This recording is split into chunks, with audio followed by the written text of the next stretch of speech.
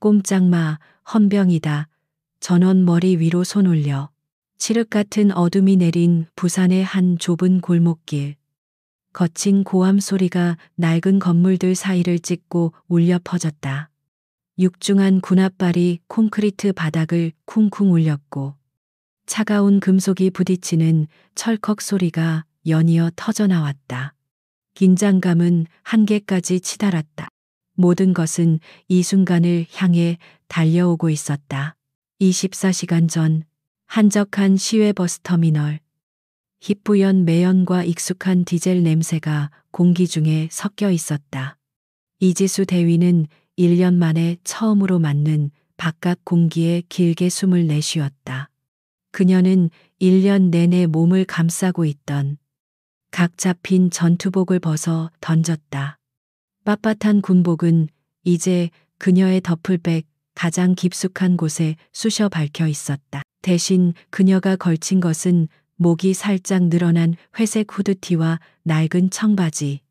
군인으로서의 날카로운 흔적은 감쪽같이 사라졌다.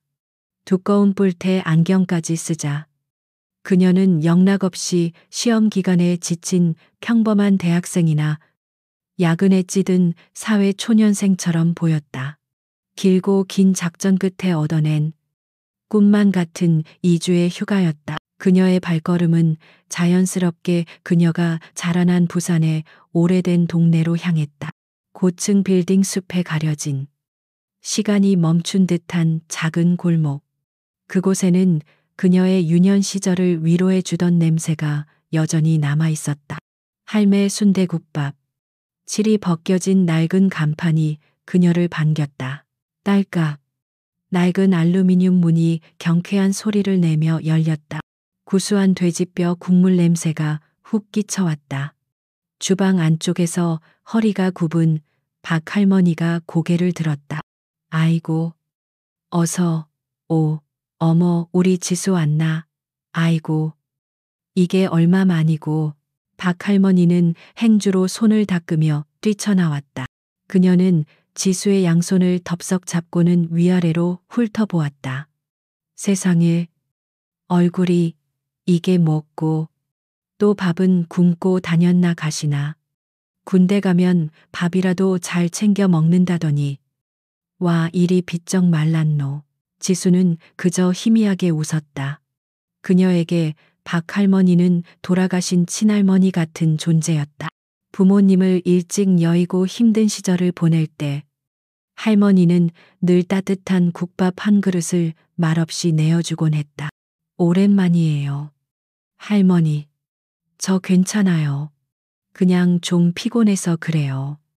괜찮긴 뭐가 괜찮아 쯧쯧. 얼른 앉아라.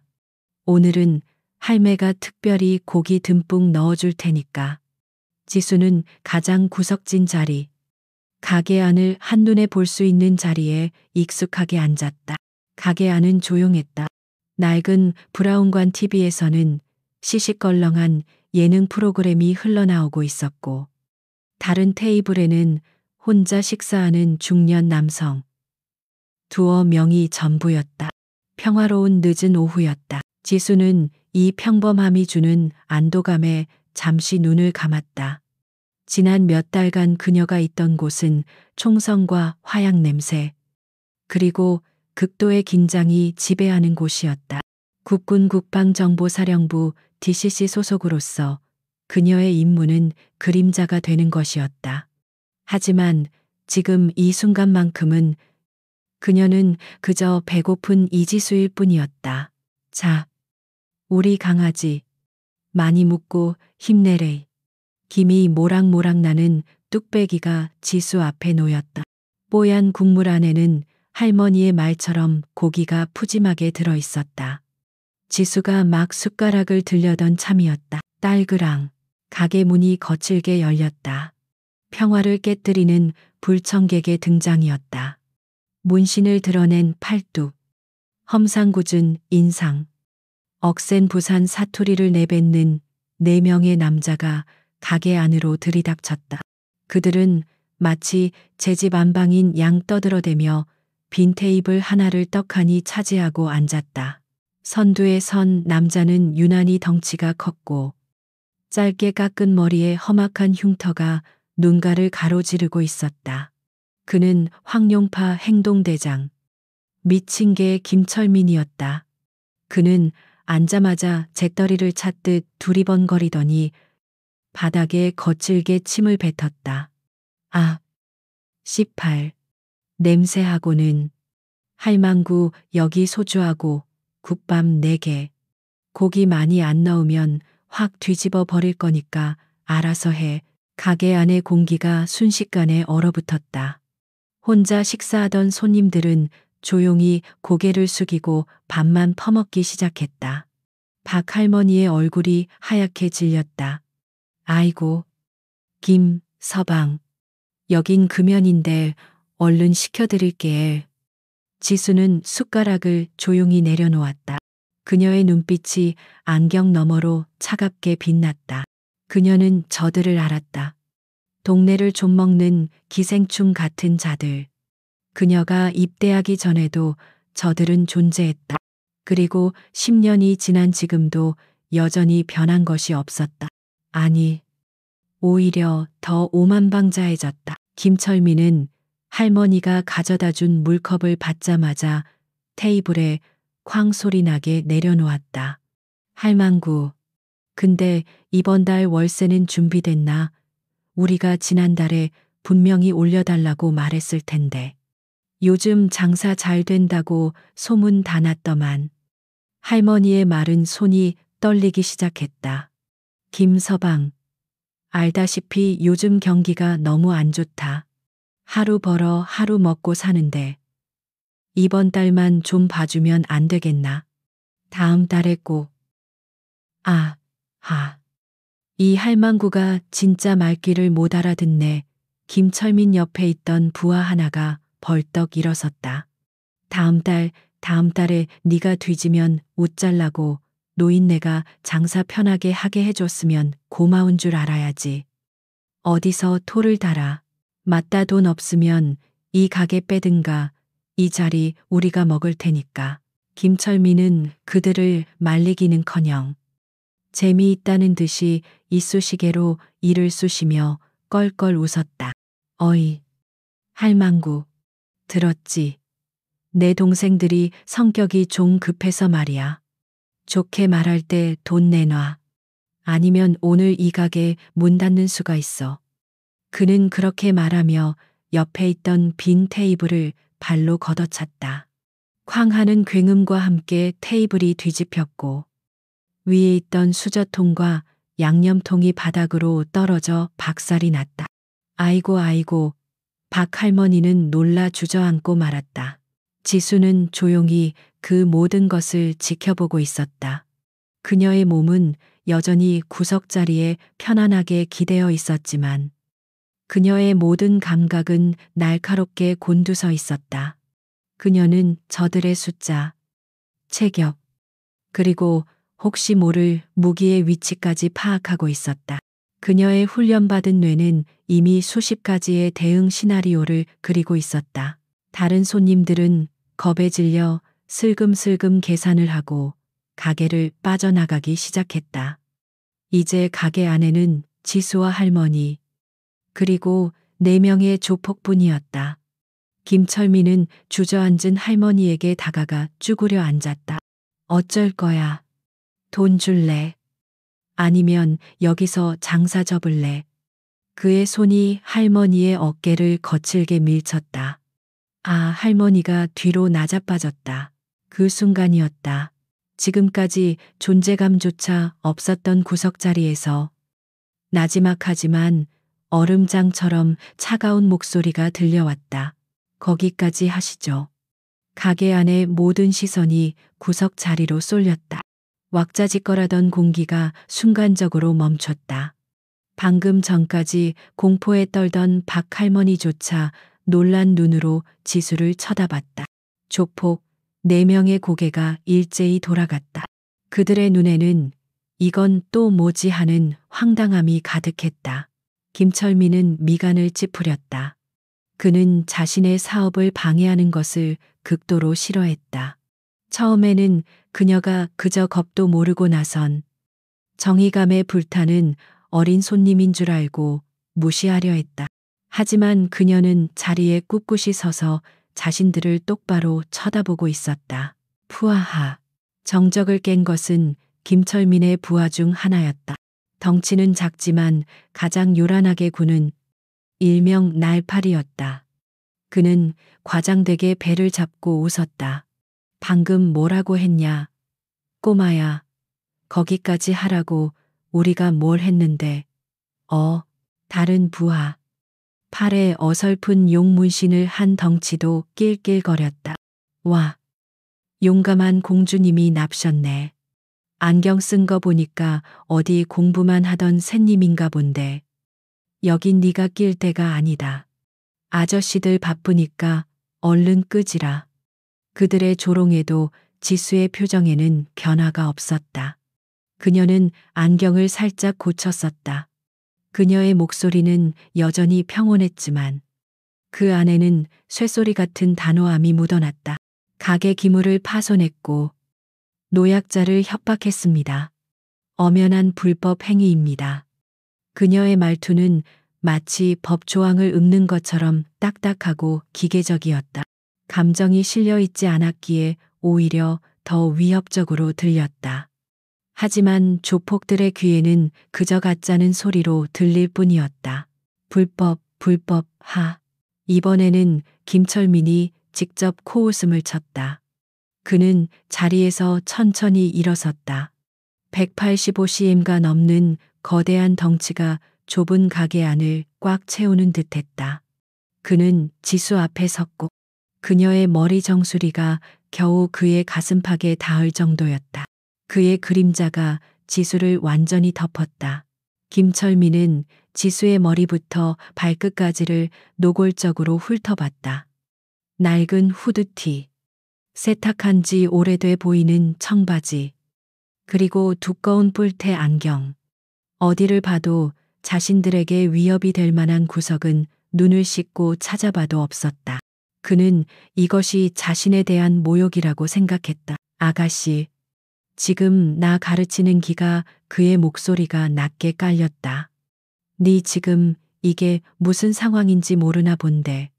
우린 지금 이 할망구랑 대화 중이다. 아주 중요한 사업상 대화라고. 네 같은 애새끼가 낄 대화가 아니란 말이다. 그는 한 걸음 더 다가섰다. 역겨운 술 냄새와 담배 찌든 내가 지수의 코를 찔렀다. 지수는 미동도 하지 않았다. 특수 훈련을 받은 그녀에게 이 정도의 악취는 아무것도 아니었다. 하지만 그녀의 눈빛은 조금 더 차가워졌다. 아니면 김철민의 입가에 더럽고 비열한 미소가 걸렸다. 혹시 네가 이 할망구 대신 월세라도 내줄라고 요즘 젊은 애들 돈 많다던데. 아니면 몸으로라도 때우시겠다.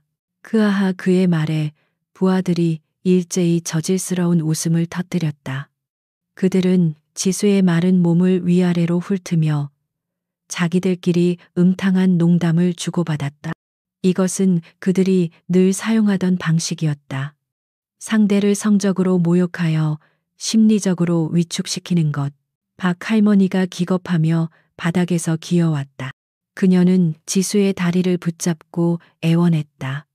아이고, 안 됩니다. 지수야 그냥 가라.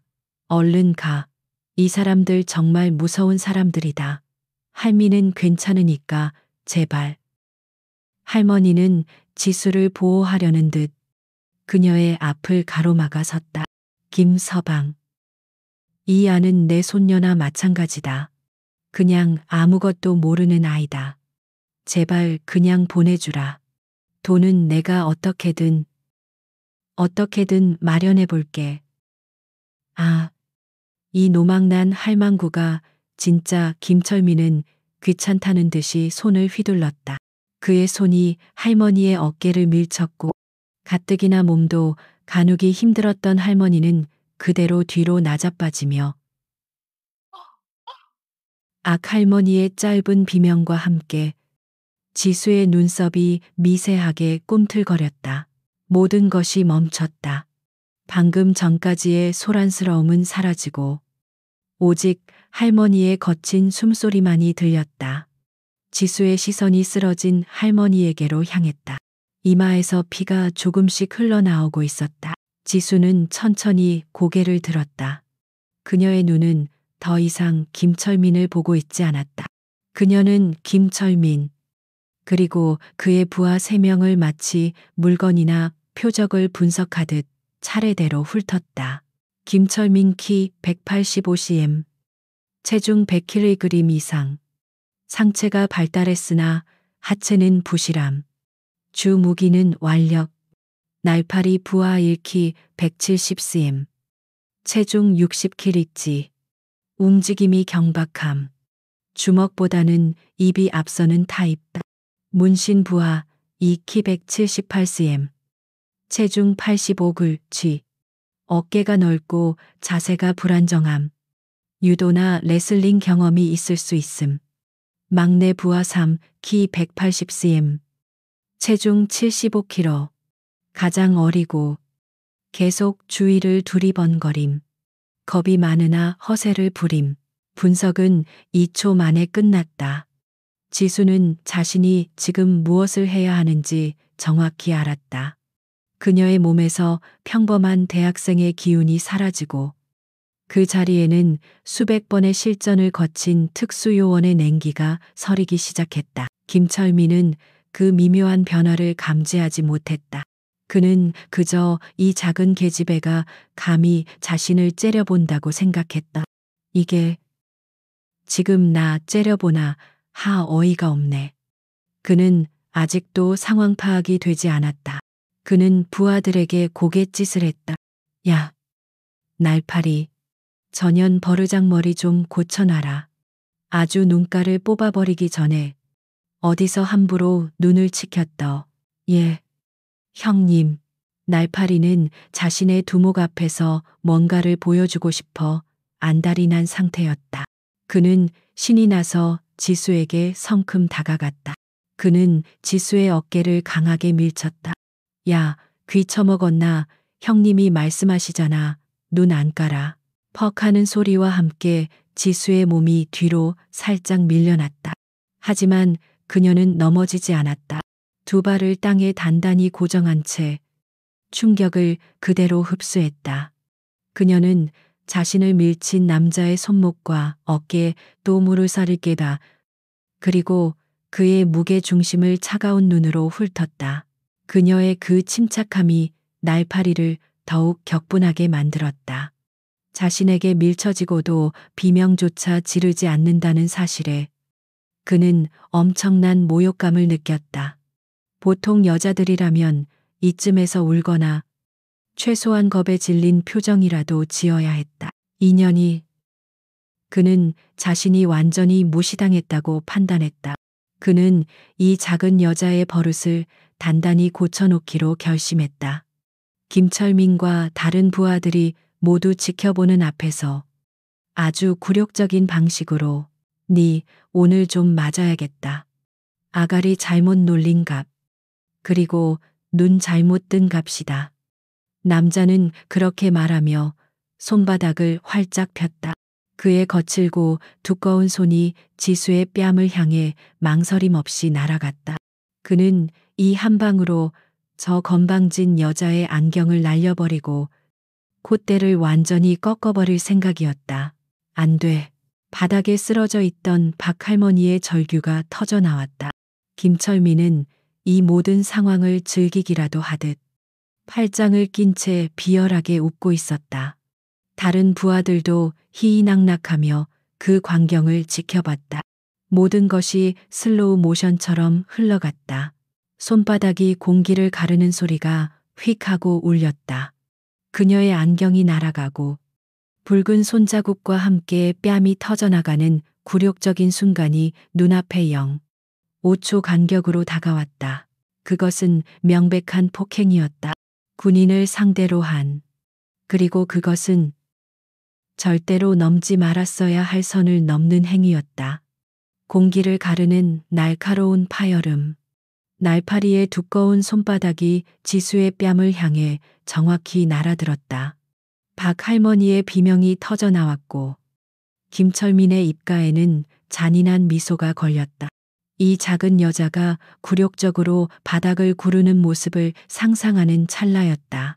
그러나 예상했던 타격음은 들리지 않았다. 대신 턱 무언가 단단한 것이 부딪히는 둔탁하고 기분 나쁜 소리가 울렸다. 시간이 멈춘 듯 했다.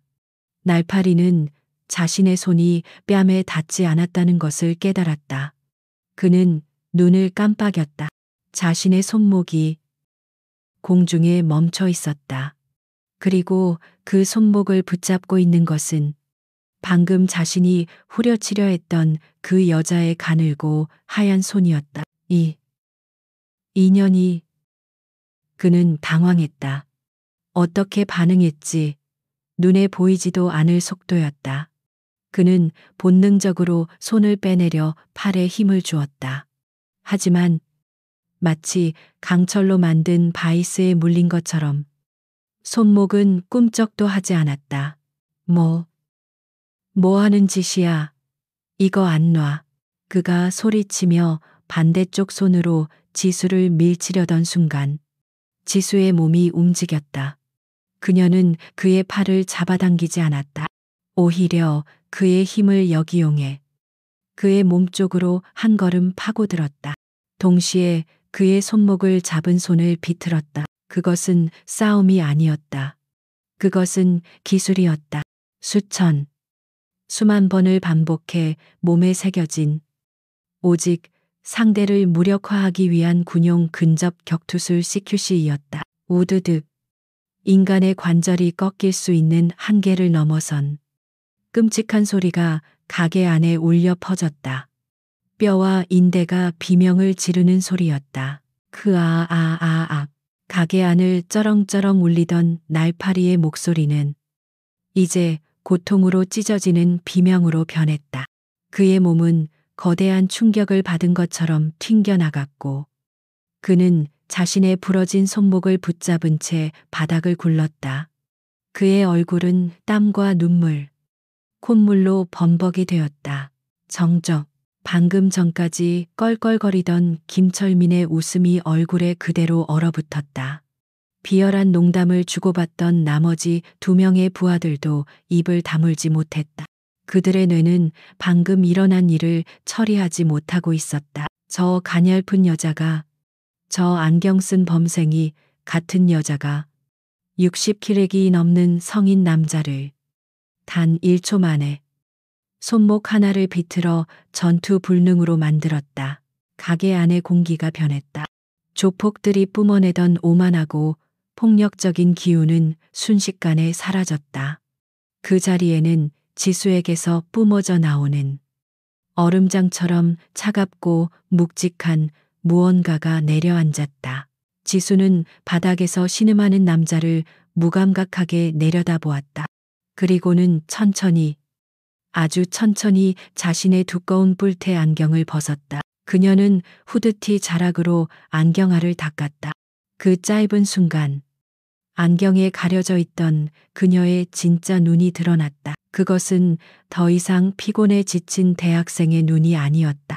흐릿하고 수능적이던 눈빛은 사라지고 그 자리에는 모든 것을 꿰뚫어 보는 듯한 날카롭고 냉철한 군인의 눈빛이 번뜩였다.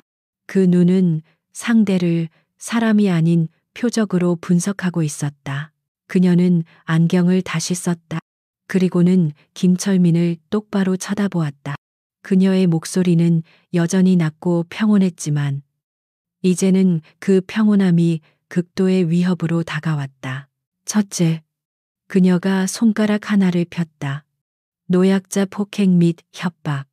둘째, 영업방해 및 기물 파손. 셋째, 그녀의 시선이 김철민의 눈에 고정되었다. 방금 당신 부하가 한 짓, 현역 군인에 대한 폭행 미수. 김철민의 미간이 경련했다. 군인 지랄마, 네가 무슨 군인이야. 그는 애써 태어난 척 소리쳤지만 목소리는 미세하게 떨리고 있었다. 그의 본능이 위험 신호를 격렬하게 울리고 있었다. 저 여자는 평범하지 않다. 팔에 문신을 한 부하가 허세를 부리며 나섰다. 미친년이 어디서 약을 팔아 형님. 전현이 지금 쇼하는 겁니다. 손목 하나 비틀었다고 우리가 쫄 줄 알고 맞습니다. 형님 그냥 확 그들의 말이 끝나기도 전에 지수는 다시 한번 입을 열었다. 당신들은 건드리지 말아야 할 것을 건드렸어. 지수는 더 이상 그들과 말을 섞을 필요가 없다는 듯 구석에 놓아두었던 자신의 낡은 캔버스 백팩으로 손을 뻗었다. 전현이 무기 꺼낸다. 막내 부하가 기겁하며 소리쳤다. 김철민과 문신 부하가 반사적으로 주머니에 손을 넣으며 방어 태세를 취했다. 그들은 지수가 칼이나 최소한 호신용 스프레이라도 꺼낼 것이라 예상했다. 하지만 지수의 손에 들려 나온 것은 손때 묻은 낡은 검은색 가죽 지갑이었다. 너무나 평범해서 위협적이지조차 않은 물건이었다. 지수는 그 지갑을 열었다. 그리고는 망설임 없이 김철민 앞에 테이블로 그것을 던졌다. 휙. 지갑은 테이블 위를 미끄러지며 김철민 바로 앞에서 멈췄다. 김철민은 마른 침을 삼켰다. 그의 시선이 지갑 안쪽으로 향했다. 그곳에는 운전면허증이나 주민등록증이 들어있지 않았다. 선명한 붉은색과 금색 테두리로 장식된 위조 방지 홀로그램이 번쩍이는 공식 신분증, 정복을 입고 안경을 벗은 채 감정 없는 표정으로 정면을 응시하고 있는 지수의 증명사진, 그리고 그 위에 밝힌 감히 함부로 입에 담을 수 없는 기관의 이름, 대한민국 국군, 국군 국방정보사령부. 그 밑으로 그녀의 계급과 이름이 선명하게 찍혀 있었다. 대위 이지수. 김철민의 호흡이 멎었다. 그의 눈동자가 지진이라도 난 듯 격렬하게 흔들렸다. 코딩. 국방정보사령부. 그는 비록 무식한 건달이었지만 그 이름이 의미하는 무게는 알고 있었다. 경찰이나 검찰과는 차원이 다른 존재들이었다. 그들은 일반적인 범죄를 다루지 않았다. 그들은 국가 안보, 군사, 기밀, 간첩, 그리고 반국가 세력을 다루는 자들이었다. 그들은 법의 테두리 안에서 움직이기도 하지만 때로는 그 테두리를 훌쩍 넘어 정리를 하는 자들이었다. 형님, 저거. 문신 부하가 더듬거리며 신분증을 들여다봤다. 그의 얼굴은 이미 백지장처럼 하얘져 있었다. 진짜입니다. 저 마크. 진짜 정보사. 황룡파 같은 동네 조폭이 감히 상대할 수 있는 집단이 아니었다. 그들은 동네 경찰서에 가서 조사를 받는 게 아니었다. 저들에게 잘못 걸리면 실종 처리될 수도 있었다. 김철민의 다리가 후들거리기 시작했다. 그는 이 모든 상황이 악몽이기를 바랐다. 하필이면 왜 이 구석진 국밥집에서 저런 말도 안 되는 괴물을 건드린 것인가. 그는 천천히 고개를 들었다. 자신을 바라보는 지수의 눈과 마주쳤다. 그녀의 눈은 더 이상 인간의 눈이 아니었다. 그것은 임무를 수행하는 기계의 눈. 모든 변수를 제거하고 표적을 무력화하기 직전의 사냥개의 눈이었다. 김철민은 무언가 말을 하려 했지만 목소리가 나오지 않았다. 바닥에 쓰러져 있던 박 할머니조차 이 믿을 수 없는 광경에 신음을 멈췄다. 지수야, 네가 군인. 지수는 테이블 위에 신분증을 회수했다. 지갑을 닫는 딸깍 소리가 마치 사형 집행인의 망치 소리처럼 가게 안에 울렸다. 그녀는 자신의 낡은 후드 주머니에 지갑을 아무렇게나 찔러 넣었다. 그리고는 바닥에 나뒹구는 날파리에게 한 걸음 다가섰다. 아직 끝나지 않았습니다. 김철민의 뇌가 작동을 멈췄다. 국방정보사령부, 대위, 현역 군인, 그가 평생 상대해 온 동네 양아치나 순진한 상인들과는 종이 다른 존재였다. 공포가 척추를 타고 역류했다. 그는 자신이 지금 무슨 짓을 저질렀는지, 그리고 그 대가가 무엇일지 본능적으로 깨달았다. 이대로 끝나면 황룡파는 고사하고 자신의 조직원 그 누구도 내일 아침 해를 보지 못할 수도 있었다. 시발. 그의 입에서 나온 것은 비명에 가까운 욕설이었다. 공포는 극에 달하면 분노로 변한다. 그는 이성을 잃었다. 자신들의 비밀 소굴도, 불법 사업도, 그 모든 것이 저 여자 하나의 손에 달려 있었다. 이대로 군대가 들이닥치면 모든 것이 끝장이었다. 뭐해? 이 병신들아. 김철민이 남은 2명의 부하에게 고함을 질렀다. 전현이 군발이라고, 우리 다 좆됐다고. 전현만 없애면 돼. 전현 신분증 뺏고 핸드폰 부숴버려. 증거만 없애면 아무도 몰라 죽여. 그의 광기 어린 외침은 명령이라기보다는 발악에 가까웠다. 문신과 막내는 이미 공포에 질려 다리가 풀릴 지경이었다.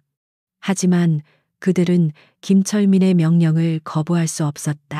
그들에게 김철민은 군인보다 더 무서운 존재였다. 게다가 김철민의 말은 절박한 희망처럼 들렸다.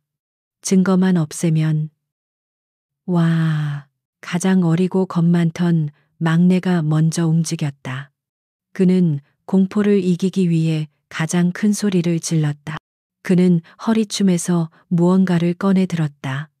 그것은 싸구려 공업용 커터칼이었다. 나를 끝까지 밀어 올린 칼날이 형광등 불빛에 번뜩였다. 죽어 이 미친년아. 그는 지수를 향해 정면으로 돌진했다. 칼을 쥔 손을 마구잡이로 휘두르며 달려들었다. 아마추어의 전형적인, 가장 예측하기 쉬운 공격이었다. 지수의 눈이 차갑게 빛났다. 위협 1 칼날. 거리 3미터. 그녀의 뇌는 즉각적으로 대응책을 계산했다. 그녀는 뒤로 물러서지 않았다.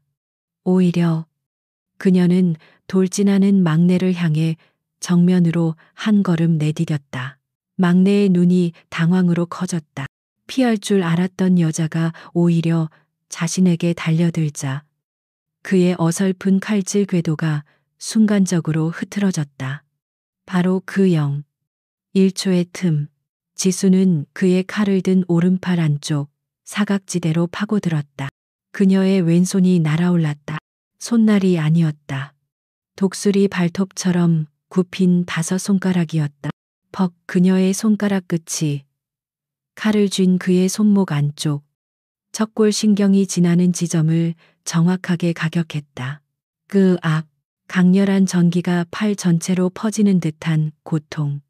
막내의 소나귀에서 힘이 풀렸다. 땡그랑.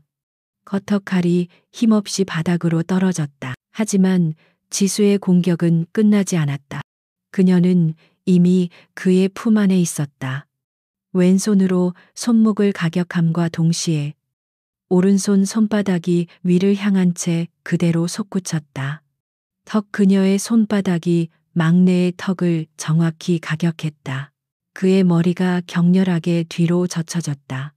뇌가 두개골 안에서 세차게 흔들렸다. 눈앞이 하얗게 변했다. 그는 자신이 지금 무엇을 당했는지도 모른 채 뻣뻣한 통나무처럼 그대로 뒤로 쓰러졌다. 쿵 둔탁한 소리와 함께 그는 완전히 의식을 잃었다. 총 소요 시간 3초. 위협 하나가 제거되었다. 이게 2번째 부하. 문신이 그 광경을 보고 경악했다. 그는 유도 경험이 있었다. 그는 원거리 공격이 무의미하다는 것을 깨달았다. 그는 자신의 장기를 살리기로 했다. 잡았다. 그는 곰처럼 달려들어 지수의 낡은 후드티 앞섭을 양손으로 움켜쥐었다. 그의 전략은 단순했다. 저 작은 체구를 붙잡아 내동댕이 치거나 최소한 움직임을 봉쇄하는 것이었다. 그는 자신의 완력을 믿었다. 이제 어디 못 가지. 그는 지수를 들어 올리려 허리에 힘을 주었다. 하지만 지수는 저항하지 않았다. 오히려 그녀는 문신이 잡아당기는 힘을 그대로 이용했다. 그녀는 몸의 중심을 낮췄다. 그리고 문신이 그녀를 당기는 방향으로 그의 품 안으로 회전하며 파고들었다. 문신은 자신이 상대를 끌어당기는 것인지 아니면 상대가 자신에게 빨려 들어오는 것인지 분간할 수 없었다. 그가 무언가 잘못되었음을 깨달았을 때는 이미 그의 무게 중심이 지수의 엉덩이 위에 올라탄 후였다. 지수의 발이 바닥을 박찼다. 그녀의 허리가 유연한 활처럼 휘었다. 완벽한 업어치기 자세였다. 끄어 문신의 거대한 몸이 공중으로 떠올랐다. 그는 자신의 몸이 180도 뒤집히는 것을 슬로우 모션처럼 느꼈다. 그리고 그는 보았다. 자신이 날아가고 있는 방향에 아까 김철민이 걷어찼던 뒤집힌 테이블의 쇠다리가 보였다. 지수는 그를 그냥 바닥에 매다꽂지 않았다. 그녀는 문신이 잡고 있던 옷깃을 놓지 않고 그의 궤적을 정확하게 그곳으로 유도했다. 콰직, 테이블이 박살나는 소리와 인간의 뼈가 부딪히는 끔찍한 소리가 동시에 터져 나왔다. 문신은 어깨부터 쇠다리에 처박혔다. 그는 숨이 막혀 비명조차 지르지 못했다. 쇄골이 부러지는 극심한 고통과 함께 그 역시 의식을 잃었다. 총 소요 시간 7초. 위협 2개가 제거되었다. 이제 가게 안에는 단 2사람만이 서 있었다. 지수, 그리고 김철민. 바닥에는 그의 부하 3명이 널브러져 있었다. 한 명은 손목이 부러진 채 신음하고 있었고 2명은 미동조차 없었다. 김철민은 이 모든 것이 10초도 안 되는 사이에 일어났다는 것을 믿을 수 없었다. 그의 뇌는 현실을 부정했다. 저것은 인간이 아니었다. 저것은 괴물이었다. 오지 마, 저리 가. 그의 목소리는 공포로 완전히 갈라져 있었다. 그는 뒷걸음질 쳤다. 감히 덤빌 생각조차 하지 못했다. 미친 개라는 별명은 온데간데 없었다. 그는 그저 겁에 질린 짐승일 뿐이었다. 지수는 그에게 천천히 다가갔다. 군화 소리 대신 낡은 운동화가 바닥을 스윽 끄는 소리가 났다. 그 소리가 지금 김철민에게는 저승사자의 발소리처럼 들렸다. 내가 잘못했다. 살려주라. 돈 줄게. 원하는 거 다 줄게. 그는 벽에 등이 닫혀 주저앉았다. 그는 손을 앞으로 내저으며 애원했다. 지수는 그의 앞에서 멈춰섰다. 그녀는 주저앉은 김철민을 무감각하게 내려다보았다. 그녀의 눈에는 분노도 경멸도 없었다. 오직 임무를 완수하려는 기계적인 냉철함만이 존재했다. 아직 안 끝났습니다. 지수가 말했다. 당신은 책임을 져야 합니다. 이 인연이 궁지에 몰린 쥐가 고양이를 물듯. 김철민은 마지막 발악을 했다. 그는 주머니에서 무언가를 꺼내려 했다. 하지만 지수는 그에게 기회를 주지 않았다. 그의 손이 주머니에 닿기도 전에 지수의 발이 날아올랐다. 군화가 아니었다. 평범한 운동화였다. 하지만 그 발끝은 정확하게 김철민의 손목을 걷어찼다. 그가 손목을 감싸쥐며 고통스러워하는 순간 지수의 손이 번개처럼 움직였다. 그것은 주먹이 아니었다. 손바닥이었다. 그녀의 손바닥이 김철민의 가슴팍, 명치 한가운데를 퍽하고 때렸다. 김철민의 폐에서 모든 공기가 빠져나갔다. 그는 숨을 쉴 수 없었다. 눈알이 튀어나올 것 같은 질식감에 그가 몸을 숙이자 지수의 무릎이 그대로 솟구쳐 그의 복부를 가격했다. 그는 위액을 토해내며 바닥에 쓰러졌다. 하지만 지수는 그가 완전히 무력화될 때까지 멈추지 않았다. 그녀는 쓰러진 김철민의 팔을 잡아 꺾었다. 아까 날파리에게 시전했던 것과는 다른 완전히 제압하기 위한 관절기였다. 팔 부러진다. 김철민은 국밥 국물과 자신이 토해낸 오물로 범벅이 된 바닥에 얼굴을 처박혔다. 그는 필사적으로 저항하려 했지만 지수의 무릎이 그의 등을 찍어 누르자 꼼짝할 수 없었다. 지수는 그의 팔을 등 뒤로 꺾어 완벽하게 제압했다. 그리고는 꺾인 팔 위에 자신의 한쪽 발을 가볍게 올려놓았다.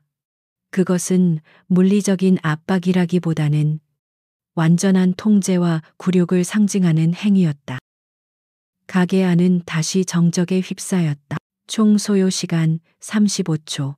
4명의 장정이. 그중 하나는 칼을 들고 있었음에도 불구하고 단 35초 만에 한 여성에게 완벽하게 제압당했다. 지수는 여전히 숨소리 하나 거칠어지지 않았다. 그녀는 그저 낡은 후드티에 튄 국밥 국물을 털어낼 뿐이었다. 박할머니는 벽에 기댄 채 이 모든 광경을 입을 틀어막고 지켜보고 있었다. 그녀의 눈에는 공포와 경외, 그리고 안도감이 뒤섞여 있었다. 그녀가 알던 비쩍 마른 지수가 아니었다. 지수는 자신의 발밑에서 끙끙대는 김철민을 내려다보며 다른 쪽 주머니에서 핸드폰을 꺼냈다. 지수의 발밑에서 김철민이 짐승처럼 헐떡였다. 그의 폐는 여전히 공기를 갈망하고 있었고 꺾인 팔은 불타는 듯한 고통을 뇌로 쏘아 올렸다. 하지만 그 모든 육체적 고통을 압도하는 것은 자신을 내려다보는 저 여자의 감정 없는 눈동자였다. 그 눈은 그를 더 이상 인간으로 취급하지 않았다. 가게 안은 부서진 집기, 쏟아진 국밥, 그리고 피와 토사물이 뒤엉켜 지옥도를 방불케 했다. 이 아수라장 속에서 오직 지수만이 아무 일 없었다는 듯 고요했다. 그녀는 먼저 벽에 기댄 채 넋을 잃고 있는 박 할머니에게로 시선을 돌렸다. 할머니. 그녀의 목소리는 방금 전까지 사람을 제압하던 사람의 것이라고는 믿기지 않을 만큼 부드러웠다. 일어나실 수 있겠어요, 머리. 괜찮으세요? 지수는 김철민의 등에서 발을 떼고 할머니에게 다가갔다. 그녀는 후드티 소매로 할머니의 이마에 묻은 피를 조심스럽게 닦아냈다. 상처는 다행히 깊지 않았다. 박 할머니는 여전히 떨리는 손으로 지수의 팔을 붙잡았다. 지수야. 이게 다 무슨. 너. 정말. 괜찮아요. 지수가 할머니의 손을 가만히 잡아주었다. 이제 다 괜찮아질 거예요. 다시는 할머니 괴롭히는 사람 없을 거예요. 제가 약속할게요. 그녀는 할머니를 안전한 구석 의자에 다시 앉힌 후 자신의 핸드폰을 꺼내 들었다. 그것은 일반 상용 스마트폰이었지만 바탕 화면에는 군용 보안 폴더 아이콘이 밝혀 있었다. 그녀는 망설임 없이 암호화된 통신 앱을 실행했다. 그녀는 110이나 119를 누르지 않았다. 그녀는 통화 기록에 남지 않는 암호화된 단축 번호 2를 길게 눌렀다. 신호음은 단 한 번 울렸다. 통신 보안 773부대. 수화기 너머에서는 어떠한 감정도 실리지 않은 기계처럼 건조한 목소리가 들려왔다. 지수는 발밑에서 신음하는 김철민을 한번 내려다보고는 똑같이 건조한 목소리로 보고를 시작했다. 여기는 이지수 대위. 코드네임 시리우스. 현 시간부. 휴가 중 돌발 상황 발생. 수화기 너머의 목소리는 여전히 평온했다. 위치와 상황을 보고하라. 시리우스. 부산시 동구 초량동. 할매 순대국밥. 민간인 일명 박씨. 여. 72세 경상. 표적 황용파. 조직원 사명과 조우. 현 시간부 전원 제압 완료. 황용파 수화기 너머의 목소리에 처음으로 미세한 변화가 생겼다. 그들은 지수가 휴가 중에도 해당 조직을 관찰 임무로 배정받았다는 사실을 알고 있었다. 그렇다. 제압 과정에서 신분 노출 불가피했음. 또한 대상자들이 현역 군인에 대한 직접적인 폭행을 시도, 이는 명백한 군형법 위반 및 작전 방해 행위로 간주됨. 지수의 목소리는 얼음장처럼 차가워졌다. 잠시 침묵이 흘렀다. 결정이 내려지는 순간이었다. 지수가 마지막 쐐기를 박았다. 작전명 황룡의 즉각적인 기동을 요청한다. 민간인 피해 발생 및 현역 장교에 대한 직접 공격이 발생한 이상 이들을 더 이상 단순 조직 폭력배가 아닌 준준 군사 위협으로 간주해야 함. 즉시 회수팀 및 합동 태스크포스 파견을 요청한다. 수화기 너머의 목소리는 단호해졌다. 요청 승인. 작전명 황룡 현 시간부로 기동. 이지수 대위는 현장 보존 및 민간인 신병 확보에 주력하라. 수신 완료. 가장 근접한 SDT 군사경찰 특임대가 8분 내 현장 도착 예정. 777 사령부 정보사 본대 요원들이 뒤따를 것이다. 현장에서 이탈하지 말 것. 이상. 알겠다. 딸깍. 통화가 끊겼다. 지수는 핸드폰을 다시 주머니에 넣었다. 이 모든 대화는 1분도 채 걸리지 않았다. 하지만 그 짧은 통화를 바닥에 쓰러져 있던 김철민은 똑똑히 들었다. 그의 뇌는 대위, 신분 노출, 제압 같은 단어들보다 훨씬 더 끔찍한 단어에 사로잡혔다. 작전명 황룡. 황룡은 자신들의 조직 이름이었다. 그런데 저 여자가, 그리고 저 여자와 통화한 정체불명의 집단이 자신들의 이름을 작전명으로 부르고 있었다. 이것은 무엇을 의미하는가? 이것은 우발적인 싸움이 아니었다. 자신들은 처음부터 저들의 표적이었던 것이다. 저 여자는 휴가를 온 것이 아니었다. 사냥개가 먹잇감을 살피러 온 것이었다. 김철민의 온몸에서 식은땀이 비 오듯 흘렀다. 공포가 뼛속까지 스며들었다. 그는 자신이 지금 누구를, 무엇을 건드렸는지 비로소 깨달았다. 동네 경찰서에 가서 며칠 콩밥 먹고 나올 문제가 아니었다. 이것은 전쟁이었다. 그리고 자신들은 방금 국가라는 이름의 괴물에게 선전포고를 한 것이었다. 형님. 저 년이 뭐라고. 손목이 부러진 날파리가 울먹이며 기어왔다. SDT. 군사경찰. 우리 이제 닥쳐.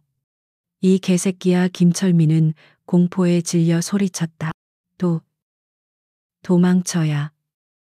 그가 몸을 일으키려 발버둥 치던 순간 우웅. 멀리서 들려오던 도시의 소음과는 이질적인 낮고 육중한 엔진 소리가 들려오기 시작했다. 경찰 사이렌의 날카로운 소리가 아니었다. 그것은 마치 거대한 트럭 여러 대가 동시에 골목을 향해 돌진하는 듯한 지축을 울리는 소리였다. 소리는 순식간에 가까워졌다. 끼익 타이어가 아스팔트에 마찰하는 굉음과 함께 골목 양쪽이 동시에 막혔다. 가게의 낡은 창문 너머로 빨갛고 파란 경광등 대신 눈을 멀게 할 듯한 순백색의 서치라이트가 쏟아져 들어왔다. 쾅, 쾅, 쾅. 육중한 군합발 소리가 가게 입구로 몰려왔다. 문을 두드리는 소리가 아니었다. 문을 부수기 직전의 경고였다. 내부 상황 보고 표적 식별. 이 대위님 안전 확보. 쾅 낡은 알루미늄. 문이 종이장처럼 찌그러지며 날아갔다. 검은색 전투복, 방탄 헬멧, 야간 투시경, 그리고 K1A 소총으로 무장한 그림자들이 가게 안으로 쏟아져 들어왔다. 그들의 어깨에는 선명한 헌병 마크와 함께 SDT라는 금색 자수가 밝혀 있었다. 그들은 동네 경찰이 아니었다. 그들은 대테러 작전이나 군 내부의 중대 범죄를 다루는 군대의 최정예 무력이었다.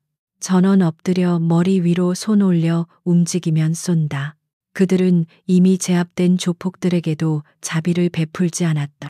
군합발이 김철민의 등을 짓눌렀고 그의 남은 팔마저 등 뒤로 꺾여 플라스틱 수갑으로 단단히 결박되었다. 아, 항복. 입 닥쳐. 반국가 사범 새끼야.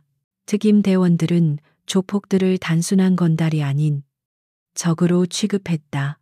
그들은 김철민을 포함한 4명의 머리에 모두 검은색 두건을 씌웠다. 외부와 완벽하게 차단시키겠다는 의지였다. 이 모든 혼란 속에서 한 남자가 침착하게 가게 안으로 걸어 들어왔다. 그는 특임 대원들과는 다른 각 잡힌 정복을 입고 있었다. 그의 어깨에는 빛나는 소령 계급장이 달려 있었다. 그는 가게 안의 아수라장을 한번 훑어보고 바닥에 널브러진 사명의 표적을 확인했다. 그리고는 낡은 회색 후드티를 입고 구석에 서 있는 이지수 대위에게 다가갔다. 박 할머니는 저 군인이 지수를 체포하러 온 것이라 생각하고 겁에 질렸다. 하지만 다음 순간 그녀는 자신의 눈을 의심했다. 어깨에 번쩍이는 계급장을 단 소령이 지수 앞에서 조금의 망설임도 없이 멈춰섰다. 그리고는 허리를 90도로 숙여 완벽한 거수 경례를 붙였다.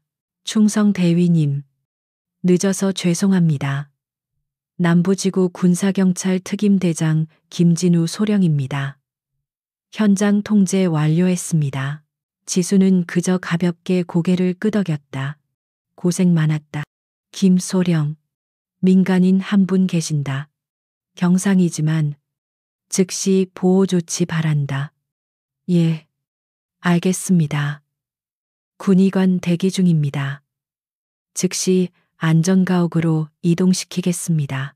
김소령은 손짓했다. 방탄복을 입은 군의관 2명이 달려와 박 할머니를 부축했다. 할머니, 놀라셨죠? 저희가 안전한 곳으로 모시겠습니다. 지수야. 할머니는 여전히 상황 파악이 되지 않은 채 지수를 불렀다. 잠시만 저분들하고 같이 가 계세요. 지수가 다시 한번 할머니를 안심시켰다. 이제 정말 다 끝났어요. 김철민은 검은 두건이 씌워진 채 짐짝처럼 질질 끌려 나가고 있었다. 그는 비록 앞은 보이지 않았지만 자신들을 향해 대위님이라고 경례를 붙이던 소령의 목소리를 똑똑히 들었다. 그는 자신이 누구의 영역을 침범했는지, 그리고 그 황룡이라는 작전명이 무엇을 의미하는지 처절하게 깨달았다. 이 자들은 어디로 이송하나? 지수가 물었다. 보고 받으신 대로입니다. 대위님, 즉시 남부지구 국방정보사령부 보안시설로 이송합니다. 경찰 측에는 이미 국가안보 관련 특수작전으로 통보 완료. 일체의 접근 및 수사 관여 금지 조치시켰습니다. 잘했다. 지수는 어깨에 맨 낡은 백팩을 고쳐맸다. 그녀의 1년 만의 휴가는 이렇게 단 몇 시간 만에 끝나버렸다. 김소령이 그녀를 위해 검은색 지휘 차량의 뒷문을 열었다. 대위님도 바로 사령부로 복귀하셔야 합니다. 상부에서 직접 보고를 원하십니다. 지수는 말없이 고개를 끄덕이고 차에 올라탔다. 차량 문이 쿵 하고 닫혔다.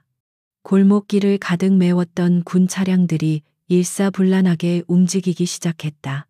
10분 만에 그들은 마치 폭풍이 휩쓸고 지나간 듯 4명의 조폭과 함께 흔적도 없이 사라졌다. 골목에는 부서진 가게 문과 정막만이 남았다. 작전명 황룡. 현 시간부로 2단계에 돌입한다. 목표. 부산 전역에 산재한 황룡파의 모든 거점. 단 하나의 예외도 없이 오늘 밤 모두 소탕한다. 칠흑 같은 어둠이 내린 부산항 제3함대 사령부 인근의 한 안가 앉아. 이곳은 국군 국방정보사령부 DCC의 남부지구 임시 지휘통제실로 사용되고 있었다. 겉보기에는 평범한 항만 관리 건물이었지만 그 내부는 최첨단 장비로 가득 찬 전쟁터의 두뇌와도 같았다. 이지수 대위는 막 샤워를 마친 상태였다. 국밥집에서 뒤집어 썼던 오물과 피비린내를 씻어냈다. 그녀가 벗어 던진 낡은 회색 후드티와 청바지는 쓰레기통에 처박혔다. 그것은 휴가 중인 민간인 이지수의 껍데기였다. 그녀는 익숙하게 전투복 하의와 검은색 기능성 전투 셔츠를 입었다. 그 위로 방탄 플레이트가 삽입된 검은색 전술 조끼 탁티컬 부에스트를 걸쳤다. 허리에는 권총 홀스터와 여분의 탄창, 그리고 군용 대검을 결속했다. 머리카락은 단정하게 묶어 올렸고 그 위로 방탄 헬멧을 썼다. 뿔테 안경 대신 방탄 고글을 착용했다. 대학생의 모습은 온데간데 없었다. 거울에 비친 것은 적진 한복판에 투입되기 직전의 냉혹한 특수요원 시리우스 대위였다. 그녀는 자신의 가슴에 대위 이지수라는 이름표와 함께 정보사 마크를 부착했다. 변신은 끝났다. 그녀가 지휘 통제실의 문을 열고 들어서자 수십 명의 요원들이 일사불란하게 움직이는 광경이 펼쳐졌다. 거대한 중앙 스크린에는 부산시 전역의 위성 지도와 함께 실시간으로 감청되는 통신 내용, 그리고 드론이 전송하는 열 감지 영상이 쉴 새 없이 떠오르고 있었다. 공기는 팽팽한 긴장감으로 가득했다. 대위님, 오셨습니까? 지휘 통제실 중앙. 이 모든 작전을 총괄하는 한 남자가 그녀를 맞았다. 그녀의 직속 상관이자 이번 작전의 총책임자인 한동훈 대령이었다. 그는 지수보다 20살은 많아 보였지만 여전히 날카로운 눈빛을 유지하고 있었다. 늦었습니다. 지수가 짧게 경례를 붙였다. 한 대령은 고개를 저었다. 아니, 자네가 아니었으면 이 작전은 시작도 못했네. 휴가는 유감스럽게 됐군. 그의 말에는 냉정한 농담기가 섞여 있었다. 지수는 표정 변화 없이 대답했다. 처음부터 휴가가 아니었습니다. 맞는 말이지. 한 대령이 거대한 스크린을 가리켰다. 스크린에는 황룡파의 조직도와 함께 그들의 주요 수입원, 그리고 연계된 인물들의 사진이 빽빽하게 붙어 있었다. 자네의 최초 보고대로 황룡파는 단순한 동네 깡패 집단이 아니었어. 한 대령의 목소리가 낮게 깔렸다. 그들은 지난 1년간 이곳 부산항 해군 기지에서 막대한 양의 군수 물자를 빼돌리고 있었다.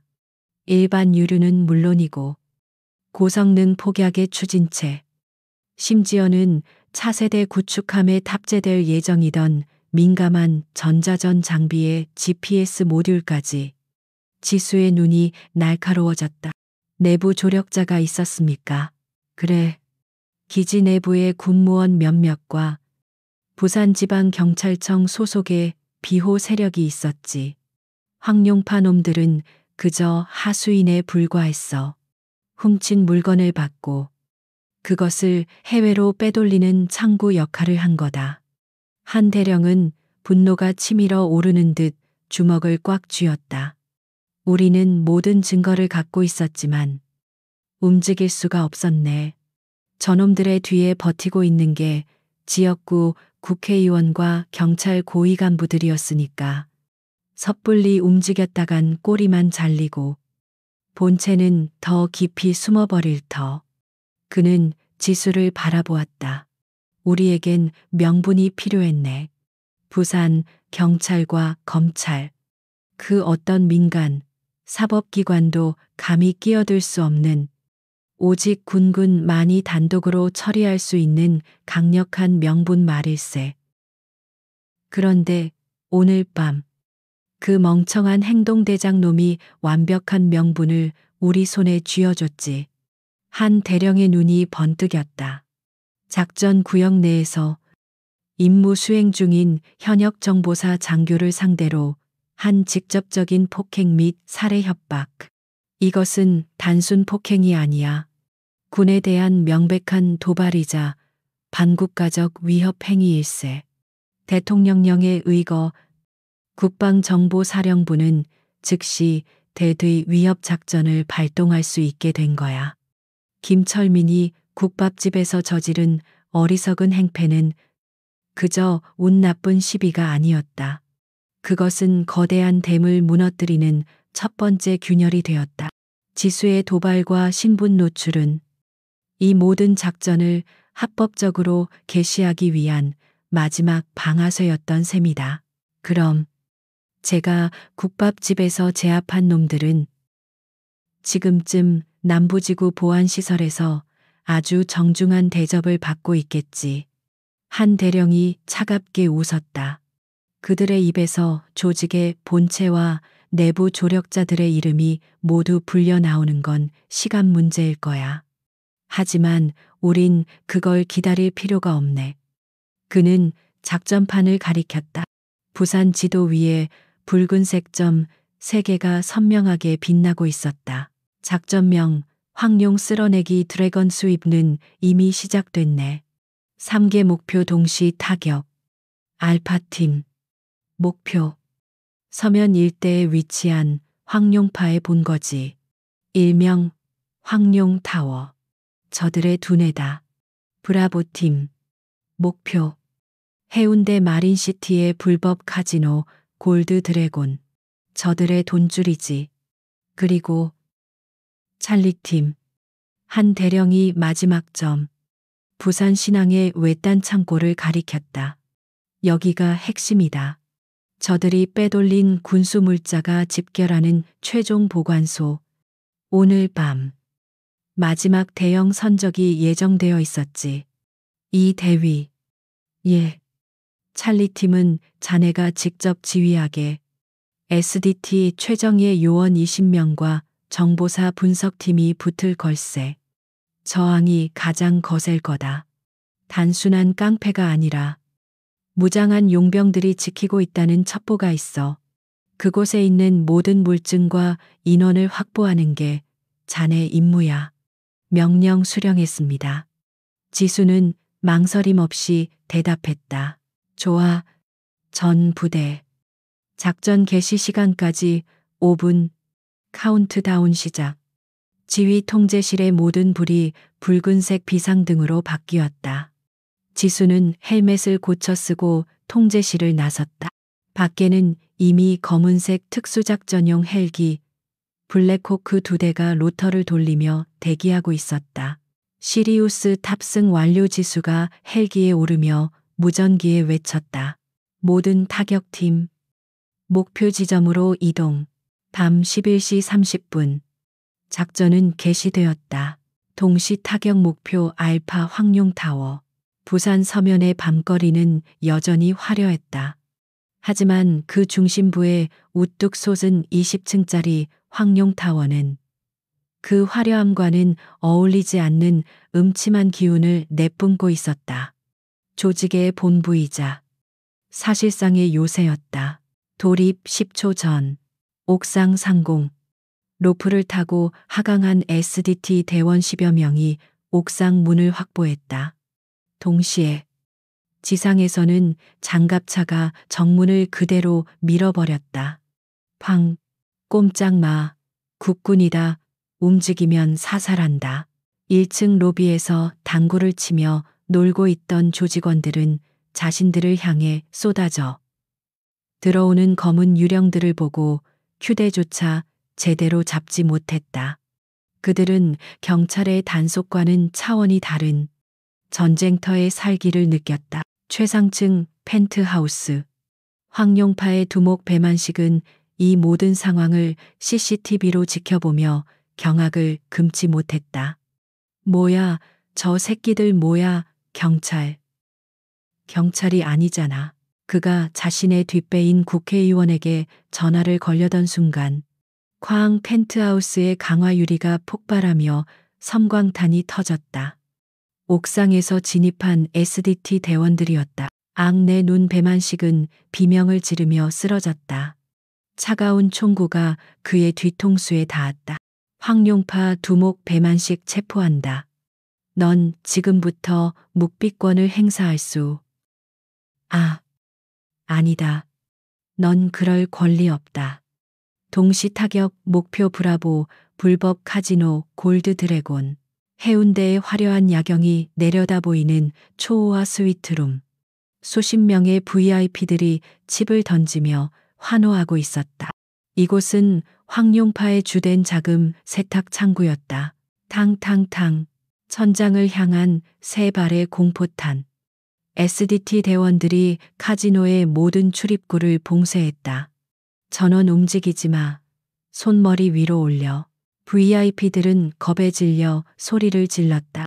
그들 중에는 현직 검사, 지역, 언론사, 사주, 그리고 아까 배만식이 전화하려던 그 국회의원도 끼어 있었다. DCC의 회계 분석팀이 들이닥쳤다. 서버실 확보, 모든 장부와 컴퓨터를 압수한다. 한 놈도 빼놓지 말고 신원 확인해. 국회의원이 자신의 신분을 밝히며 고함을 질렀다. 이봐, 나 누군지 몰라. 지금 이게 무슨 짓이야. 분석팀장은 그를 차갑게 쳐다보며 말했다. 알고 있습니다. 불법 도박 현행범 및 군사 기밀 유출 방조 혐의로 긴급 체포합니다. 의원님, 당신의 면책 특권은 지금 이 순간부로 정지되었습니다. 동시 타격 목표 찰리 부산신항 제7창고. 가장 격렬한 전투가 벌어진 곳은 바로 지수가 지휘하는 찰리팀이었다. 창고 주변은 예상대로 중무장한 용병들이 지키고 있었다. 그들은 황룡파 소속이 아닌 전문적인 PMCS 민간 군사기업 요원들이었다. 시리우스, 2시 방향 적 둘, 5시 방향 셋, 모두 자동화기 소지. 지수는 헬멧의 열감지 스크린을 통해 적의 위치를 파악했다. 그녀는 손짓으로 팀을 둘로 나누었다. 알파조는 5시 방향으로 우회, 브라보조는 나와 함께 정면 돌파. 소음기 사용. 교전 규칙은 자유. 쉿. 휙. 소음기가 장착된 K1A 소총이 불을 뿜었다. 지수의 세 점사 트리라운 버스트는 정확하게 2시 방향적의 머리와 가슴에 밝혔다. 동시에 알파조가 5시 방향의 적들을 제압했다. 창고 내부 진입. 지수가 가장 먼저 창고의 육중한 철문을 폭파하고 내부로 굴러 들어갔다. 내부는 거대했다. 수백 개의 컨테이너가 쌓여 있었고 그 중앙에는 황룡파가 훔친 최신의 GPS 모듈 박스들이 선적을 기다리고 있었다. 저기다 쏴. 컨테이너 위에서 매복하고 있던 용병들이 불을 뿜었다. 탕탕 타타타. 전원 엄폐 2층 적을 제압하라. 지수는 총알이 빗발치는 컨테이너 사이를 유령처럼 파고들었다. 그녀는 적의 화망을 뚫고 순식간에 2층으로 올라갔다. 어디 갔어? 용병 하나가 당황하며 총구를 돌리는 순간 지수가 그의 등 뒤에서 나타났다. 그녀는 총을 쏘지 않았다. 그녀는 대검을 뽑아들었다. 서걱. 마지막 남은 용병이 지수를 발견하고 총을 겨눴다. 하지만 지수의 권총이 더 빨랐다. 당, 당. 모든 것이 5분 만에 끝났다. 창고 내부는 화약 냄새와 피 냄새로 가득 찼다. 지수는 선적을 기다리던 상자 하나를 열었다. 그 안에는 대한민국의 안보가 걸린 민감한 군사 장비들이 가득했다. 그녀는 박스에 붙어 있는 배송장을 확인했다. 수신지는 마카오의 한 유령 회사였다. 그녀는 무전기를 들었다. 여기는 시리우스. 목표 찰리 확보 완료. 황룡의 날개와 발톱은 모두 제거되었다. 반복한다. 작전 완료. 새벽 4시. 단 하룻밤 만이었다. 국밥집에서 시작된 작은 불씨가 부산 최대의 범죄 조직을 뿌리째 태워버린 거대한 화재가 되었다. 황룡파라는 이름은 지도상에서 그리고 현실에서 완벽하게 지워졌다. 그들의 두뇌, 돈줄, 그리고 핵심 사업이 단 6시간 만에 동시에 증발해 버렸다. 지수는 창고 밖으로 걸어 나왔다. 동쪽 하늘이 희미하게 밝아오고 있었다. 그녀의 휴가는 끝났지만 그녀의 진짜 임무는 이제 막 시작된 참이었다. 부산 외곽. 민간인 통제 구역 깊숙한 곳에 위치한 국군 국방정보사령부 DCC 남부지구 보안시설. 이곳은 지도에도 위성에도 존재하지 않는 검은 장소였다. 김철민은 이곳의 지하 3층. 창문 하나 없는 삭막한 취조실에 갇혀 있었다. 국밥집에서의 오물과 피로 범벅이 된 그의 낡은 양복은 그대로였다. 하지만 그의 몸에는 셀 수 없이 많은 전극과 생체 신호 감지 센서가 부착되어 있었다. 그는 쇠로 만든 의자에 단단히 고정되어 손목과 발목은 두꺼운 가죽끈으로 묶여 있었다. 미친 개라는 별명은 온데간데 없었다. 그는 그저 겁에 질린 채 자신의 운명이 결정되기를 기다리는 가축과도 같았다. 그는 지난 몇 시간 동안 자신이 겪은 일을 되새겼다. 검은 두건이 씌워진 채 끌려온 이곳. 군화 소리, 차가운 금속 소리. 그는 자신이 경찰서 유치장이 아닌 훨씬 더 끔찍한 곳에 와 있다는 것을 본능적으로 알았다. 그는 머릿속으로 변명거리를 짜내고 있었다. 술에 취해서 실수했다. 여자가 먼저 시비를 걸었다. 나는 그냥 시키는 대로 했을 뿐이다. 그는 이것이 기껏해야 특수폭행이나 군인 모욕죄 정도일 거라 애써 스스로를 위안했다. 끼익. 육중한 강철 문이 열리는 소리가 들렸다. 김철민은 움찔하며 고개를 들었다. 방 안으로 들어온 것은 2명의 남자였다. 경찰 형사처럼 위압적인 덩치도 아니었고 군인처럼 전투복을 입지도 않았다. 그들은 마치 대기업의 감사팀 직원처럼 조금의 구김도 없는 말쑥한 검은색 정장을 입고 있었다. 한 명은 50대, 다른 한 명은 30대로 보였다. 그들의 손에는 서류 가방 하나만 들려 있었다. 그들은 김철민의 맞은편에 앉았다. 그들의 얼굴에는 어떠한 감정도 표정도 없었다. 그것은 인간을 대하는 태도가 아니었다. 데이터를 처리하는 기계의 태도였다. 50대 남자가 서류 가방을 열었다. 그는 녹음기나 고문 도구를 꺼내지 않았다. 그저 한 장의 사진을 꺼내 테이블 위에 올려놓았다. 김철민 씨, 맞으시죠? 목소리는 지극히 사무적이었다. 김철민은 마른 침을 삼켰다. 여기가 어딥니까?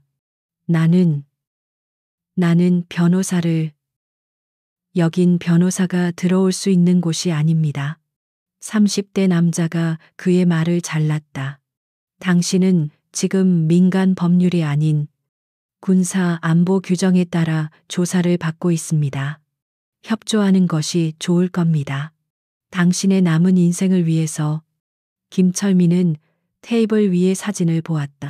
그것은 국밥집 사진이나 자신의 부하들 사진이 아니었다. 야간 위성으로 촬영된 듯한 부산 신항제칠 부두의 항공 사진이었다. 그리고 특정 컨테이너 야적장 구역이 붉은색 원으로 표시되어 있었다. 김철민의 심장이 쿵 하고 떨어졌다. 50대 남자가 두 번째 사진을 꺼냈다. 어젯밤 김철민 자신이 그 7번 부두에서 누군가와 은밀하게 접선하고 있는 모습이 찍힌 고해상도 사진이었다. 이건 질문하겠습니다. 50대 남자는 김철민의 당황은 안중에도 없다는 듯 본론으로 들어갔다.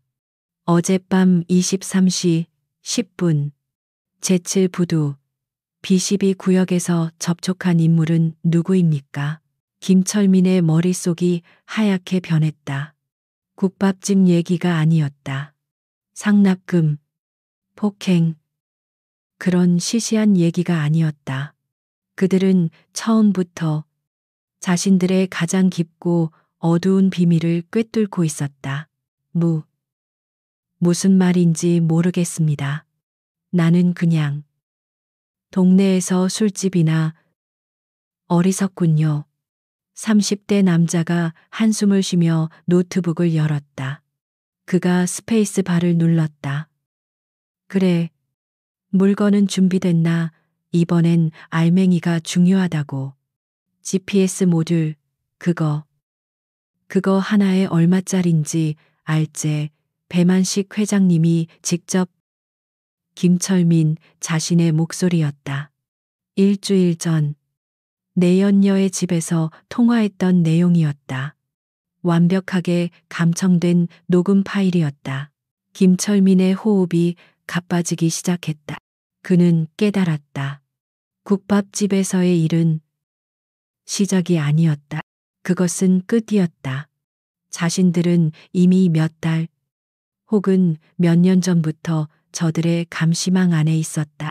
그들은 황룡파라는 거대한 암초를 제거하기 위해 모든 것을 준비해왔고, 어젯밤 국밥집에서의 사건은 그저 모든 것을 합법적으로 쓸어버릴 명분에 불과했다. 그리고 그 명분을 제공한 것은 자신이 군발이 계집애라며 뺨을 후려치려 했던 바로 그 여자였다.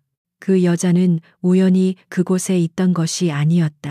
그녀는 사냥감의 목에 마지막 올가미를 걸기 위해 나타난 사냥꾼이었다. 김철민의 입에서 의미 없는 신음이 새어나왔다. 다시 묻겠습니다. 50대 남자의 목소리가 조금 낮아졌다. B12 구역에서 만난 자의 신원. 그리고 그 GPS 모듈의 최종 목적지는 어디입니까? 나는 모릅니다. 그냥 시키는 대로.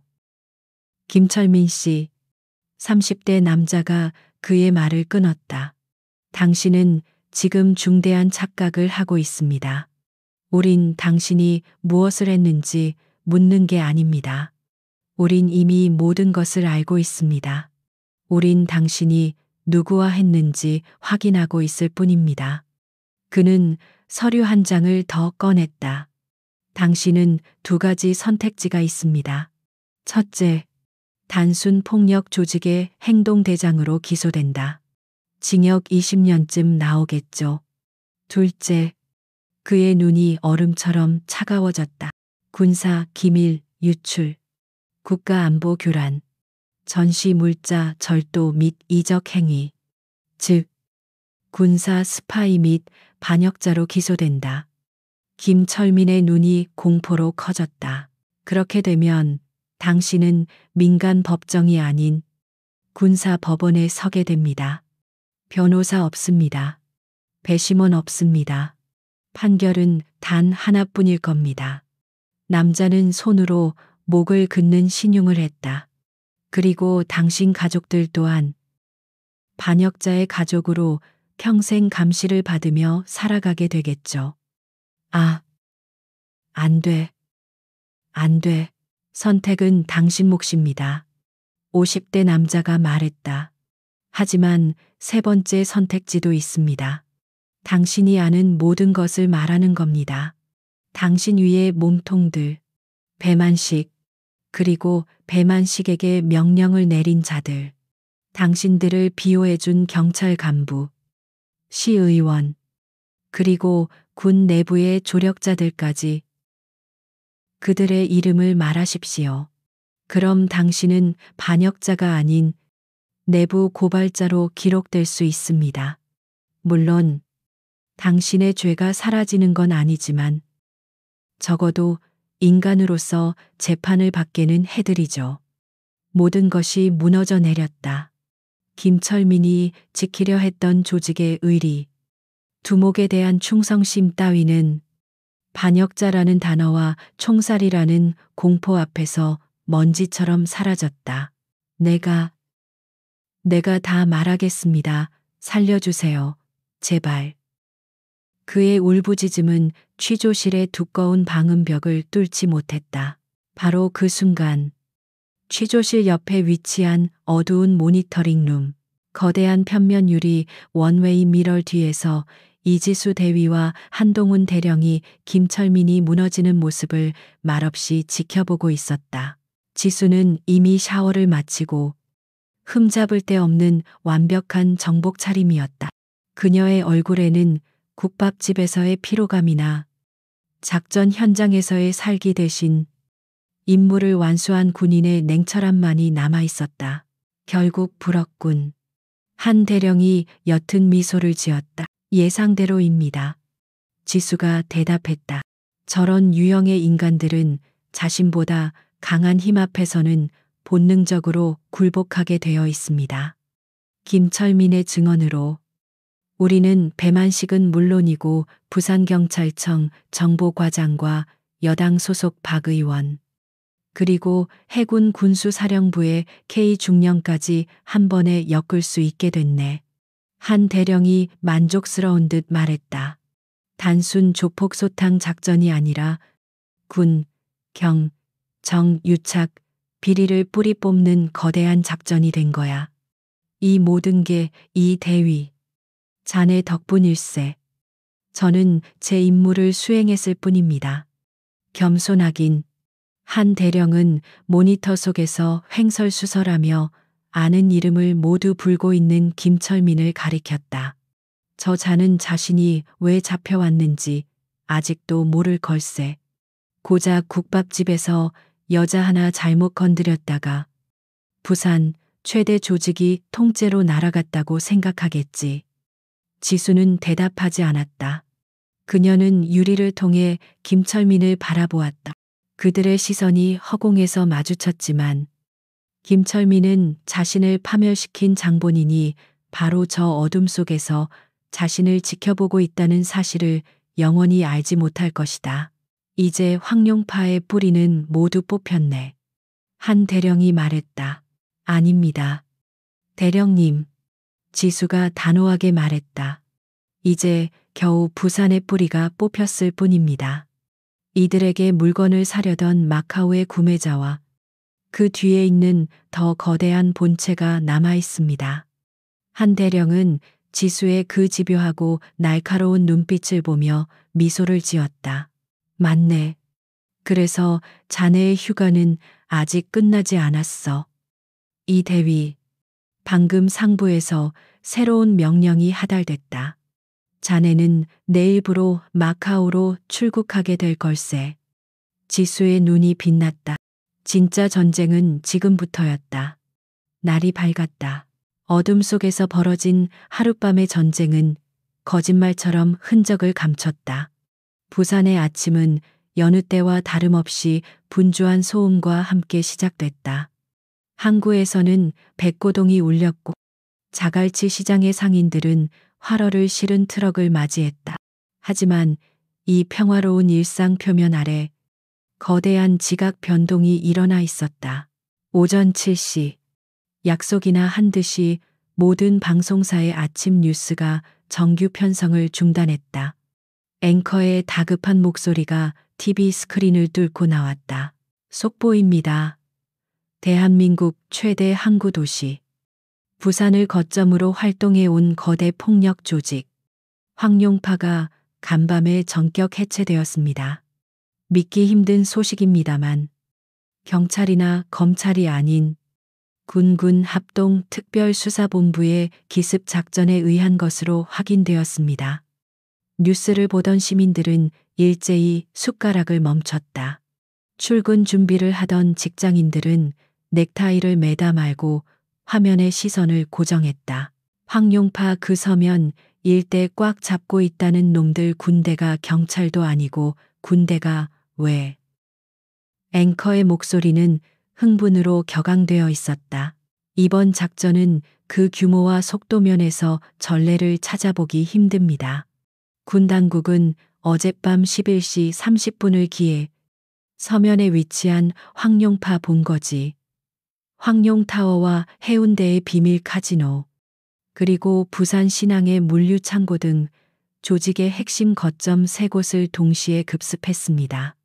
화면이 바뀌었다. 어둠 속에서 촬영된 격렬한 현장 영상이 흘러나왔다. 장갑차가 건물을 들이받는 모습, 검은 전투복을 입은 특임대원들이 헬기에서 로프를 타고 하강하는 모습, 그리고 겁에 질려 손을 들고 나오는 조폭들의 모습이 적나라하게 비쳤다. 이번 작전으로 황룡파 두목 배만식 씨가 마카오로 밀항을 시도하려던 공항에서 긴급 체포되었으며 화면 전환 현직 국회의원 박모 의원과 부산경찰청 소속 정모 총경 역시 불법 도박 및 군사 기밀 유출 방조 혐의로 함께 체포되었습니다. 또한 해군 군수사령부 소속 현역 K 중령도 미쳤다. 이게 무슨 일이냐. 국회의원의 경찰 총경까지 저놈들 그냥 깡패가 아니었네. 시민들의 충격은 경악으로 변해갔다. 황룡파는 그저 동네 상인들을 뜯어먹는 조폭이 아니었다. 그들은 군대와 정치권, 경찰까지 손을 뻗친 거대한 카르텔이었다. 군 당국은 이들의 범죄 행위가 단순한 이권 개입을 넘어 국가 안보에 심각한 위협을 초래했다고 밝혔습니다. 이례적인 군의 직접 개입 배경에는 조직원들이 현역 군 장교에게 직접적인 폭력을 행사하려 한 정황이 결정적인 계기가 된 것으로 앵커의 마지막 말은 다른 소식들에 묻혀 희미하게 사라졌다.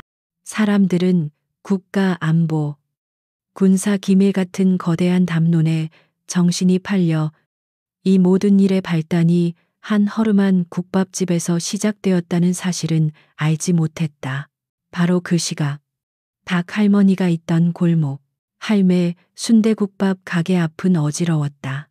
부서진 문짝과 깨진 유리 조각들이 밤사이의 격전을 증명하고 있었다. 하지만 현장을 통제하는 것은 노란색 폴리스 라인이 아니었다. 출입 금지, 통제구역 국방부. 붉은색 글씨가 선명한 군사 통제선이 골목 입구를 막고 있었다. 그 앞을 지키는 것도 어설픈 의경이 아닌 총기를 소지한 2명의 헌병 군사경찰이었다. 주변 상인들은 두려움과 호기심이 뒤섞인 표정으로 멀찍이서 수군거리고 있었다. 세상에, 진짜였어. 황룡파 놈들. 진짜로 다 잡혀갔대. 어젯밤에 난리도 아니었다. 군인들이 총 들고 골목을 싹 막는데 전쟁 난 줄 알았다. 아이가 그람은 박 할매는 무사하나. 그때 과일 가게 주인이 목소리를 낮추며 말했다. 내가 봤다. 어제 그 지수 그 맨날 후드티 입고 오던 가시나 말이다. 걔가 그 깡패놈들 다 때려 눕히는 거 내가 똑똑히 봤다. 뭐라카노. 그 비실비실한 아가씨가 진짜라니까 손목을 막 꺾어버리고 발로 차는데 남자 넷이 그냥 나가 떨어지더라. 그러고는 맙소사. 군인들 오니까 소령인가 하는 높은 사람이 그 가시나한테 90도로 경례를 하더라. 대위님이라면서 골목 상인들의 입이 떡 벌어졌다. 그들이 알던 부모 없이 불쌍하게 자란 고아. 밥이나 제대로 먹고 다니는지 모를 비쩍 마른 지수는 존재하지 않았다. 그들의 기억은 재구성되기 시작했다. 그녀는 영웅인가? 아니면 무서운 비밀 요원인가? 어느 쪽이든 한 가지는 확실했다.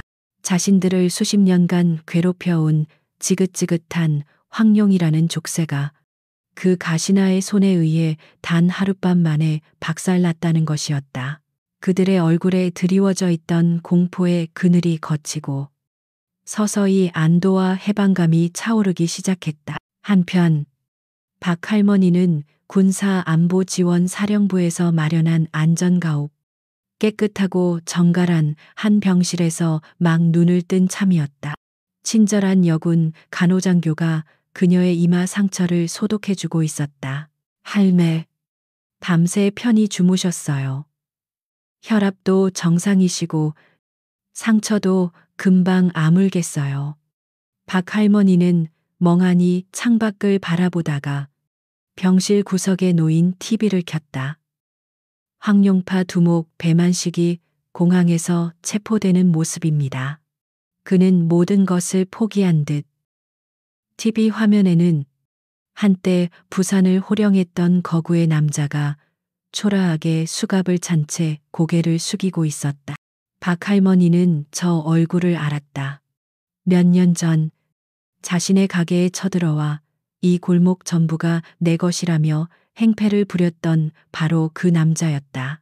박 할머니의 눈에서 눈물이 주르륵 흘러내렸다. 두려움이나 슬픔의 눈물이 아니었다. 수십 년 묵은 체증이 한순간에 내려가는 그런 해방의 눈물이었다. 그녀는 어젯밤 자신을 부축하며 군용 차량에 태우던 지수의 마지막 말을 떠올렸다. 이제 정말 다 끝났어요. 할머니, 다시는 할머니 괴롭히는 사람 없을 거예요. 그것은 빈말이 아니었다. 제목 그대로였다. 조폭들이 한 여군을 폭행했다. 그리고 다음 날 그들의 조직은 문자 그대로 사라졌다. 황룡타워는 국방부에 의해 압류되어 폐쇄되었다. 불법 카지노와 사채 사무실들은 텅 비었다. 두목과 간부들이 모두 잡혀가자 하부 조직원들은 쥐 죽은 듯 숨거나 부산을 떠나기 위해 터미널로 몰려들었다. 하지만 그들 역시 이미 정보사 요원들과 헌병대에 의해 모두 신원이 파악되어 차례차례 검거되고 있었다. 그것은 체포가 아니었다. 소탕이었고 삭제였다. 아침 해가 부산항대교 위로 완전히 떠올랐다. 눈부신 햇살이 황룡타워의 거대한 용 문양 간판을 비췄다. 바로 그때 대형 크레인에 매달린 군인들이 그 간판을 떼어내기 시작했다. 끼기기기. 부산의 암적인 존재가 뜯겨져 나가는 소리와 함께 도시의 진정한 아침이 밝아오고 있었다. 부산에서의 피비린내 나는 하룻밤이 지나고 24시간 후 서울 대한민국 국방력의 심장부 중 하나인 국군 국방정보사령부 DCC 본부 이곳의 공기는 부산의 안가와는 또 달랐다. 더 차갑고 더 정제되어 있으며 한치의 오차도 용납하지 않는 극도의 긴장감이 복도를 지배하고 있었다. 발소리조차 울리지 않는 특수 흡음재가 깔린 복도를 한 여군 장교가 망설임 없는 걸음으로 가로지르고 있었다. 이지수 대위였다. 그녀는 더 이상 낡은 후드티 차림도 검은색 전술복 차림도 아니었다. 그녀는 갓 다림질한 듯 완벽하게 각이 잡힌 동동 정복을 입고 있었다. 단정하게 묶어 올린 머리 위에는 정모가 씌워져 있었고 가슴에는 그녀가 그동안 받아온 무공 훈장과 표창들이 조용히 빛나고 있었다. 그녀는 한동훈 대령의 집무실 문 앞에 섰다. 또 들어오게. 문이 열리자 한 대령이 창밖을 바라보고 서 있다가 그녀를 향해 돌아섰다. 그의 집무실은 거대했지만 책상과 책장 그리고 대형 스크린 외에는 아무것도 없는 삭막한 공간이었다. 충성. 보고 드립니다. 대위 이지수. 명령에 따라 복귀하였습니다. 지수가 완벽한 거수 경례를 붙였다. 한 대령은 경례를 받으며 그녀의 머리부터 발끝까지를 천천히 훑어보았다. 그리고는 만족스러운 미소를 지었다. 그래, 잘 왔네. 이 대위. 안개. 그의 목소리에는 사적인 감정이 아닌 임무를 완수한 부하를 치하하는 지휘관의 공식적인 만족감이 담겨 있었다. 자네의 휴가 보고서는 잘 읽어봤네. 한 대령이 책상 위에 놓인 두꺼운 파일처를 가리켰다. 표지에는 작전명 황룡, 최종 보고서라는 붉은색 스탬프가 찍혀 있었다. 아주 인상적인 휴가였어. 과찬이십니다. 지수는 표정 변화 없이 대답했다. 과찬이라니. 자네가 단 24시간 만에 이뤄낸 성과를 좀 보게. 한 대령이 자리에서 일어나 스크린을 켰다. 황룡파 조직도에 X자가 쳐진 인물들의 사진이 떠올랐다. 부산 최대 폭력 조직 황룡파. 두목 배만식 포함 핵심 간부 전원 구속. 하부 조직원 180여 명 검거 완료. 조직 자금 2천억 원대 동결 및 압수. 완벽한 삭제였어. 스크린이 다음 화면으로 넘어갔다. 정계와 경찰 인사들의 사진이었다. 박모 의원, 정모 총경, 그리고 군 내부의 K 중령. 자네가 확보한 증거와 김철민의 증언 덕분에 저들은 이제 뇌물수수 따위의 가벼운 죄목이 아닐세. 국가반역죄 및 군사기밀 누설죄라는 가장 무거운 멍에를 쓰게 됐지. 최소 무기징역이야. 한 대령은 두 손을 등 뒤로 깍지 낀 채 지수를 바라보았다. 자네의 기지 덕분에 우리는 10년간 부산항에 기생해온 거대한 암덩어리를 뿌리째 도려낼 수 있었네. 국가 안보에 대한 심각한 위협 하나를 완벽하게 제거한 거야. 국방부 장관님께서도 이 대위의 공을 높이 치하하셨네. 1계급 특진도 고려 중이시라고 하더군. 저는 제 임무를 수행했을 뿐입니다. 동료들의 도움이 없었다면 불가능했을 겁니다. 지수의 목소리는 여전히 평온했다. 그녀에게 특진이나 훈장은 중요하지 않았다. 중요한 것은 오직 임무의 완수뿐이었다. 한 대령은 그런 지수의 성격을 잘 알고 있었다. 그는 희미하게 웃으며 스크린을 껐다. 방 안이 다시 어두워졌다. 그래, 자네 말이 맞아. 그의 목소리가 다시 낮고 진지해졌다. 임무는 아직 끝나지 않았지. 부산의 뿌리는 뽑았지만 그 뿌리에 양분을 대고 그 열매를 사려던 구매자가 아직 남아있으니 말일세. 그는 책상 서랍에서 또 다른 파일처를 꺼냈다. 이번에는 황룡 보고서보다 훨씬 더 두꺼운 검은색 하드커버 파일이었다. 표지에는 1급 기밀 탑 SECRT라는 붉은색 도장과 함께 코드명이 적혀 있었다. 작전명 골든 드래곤 팽, 오퍼레이션 골든 드래곤스 팡.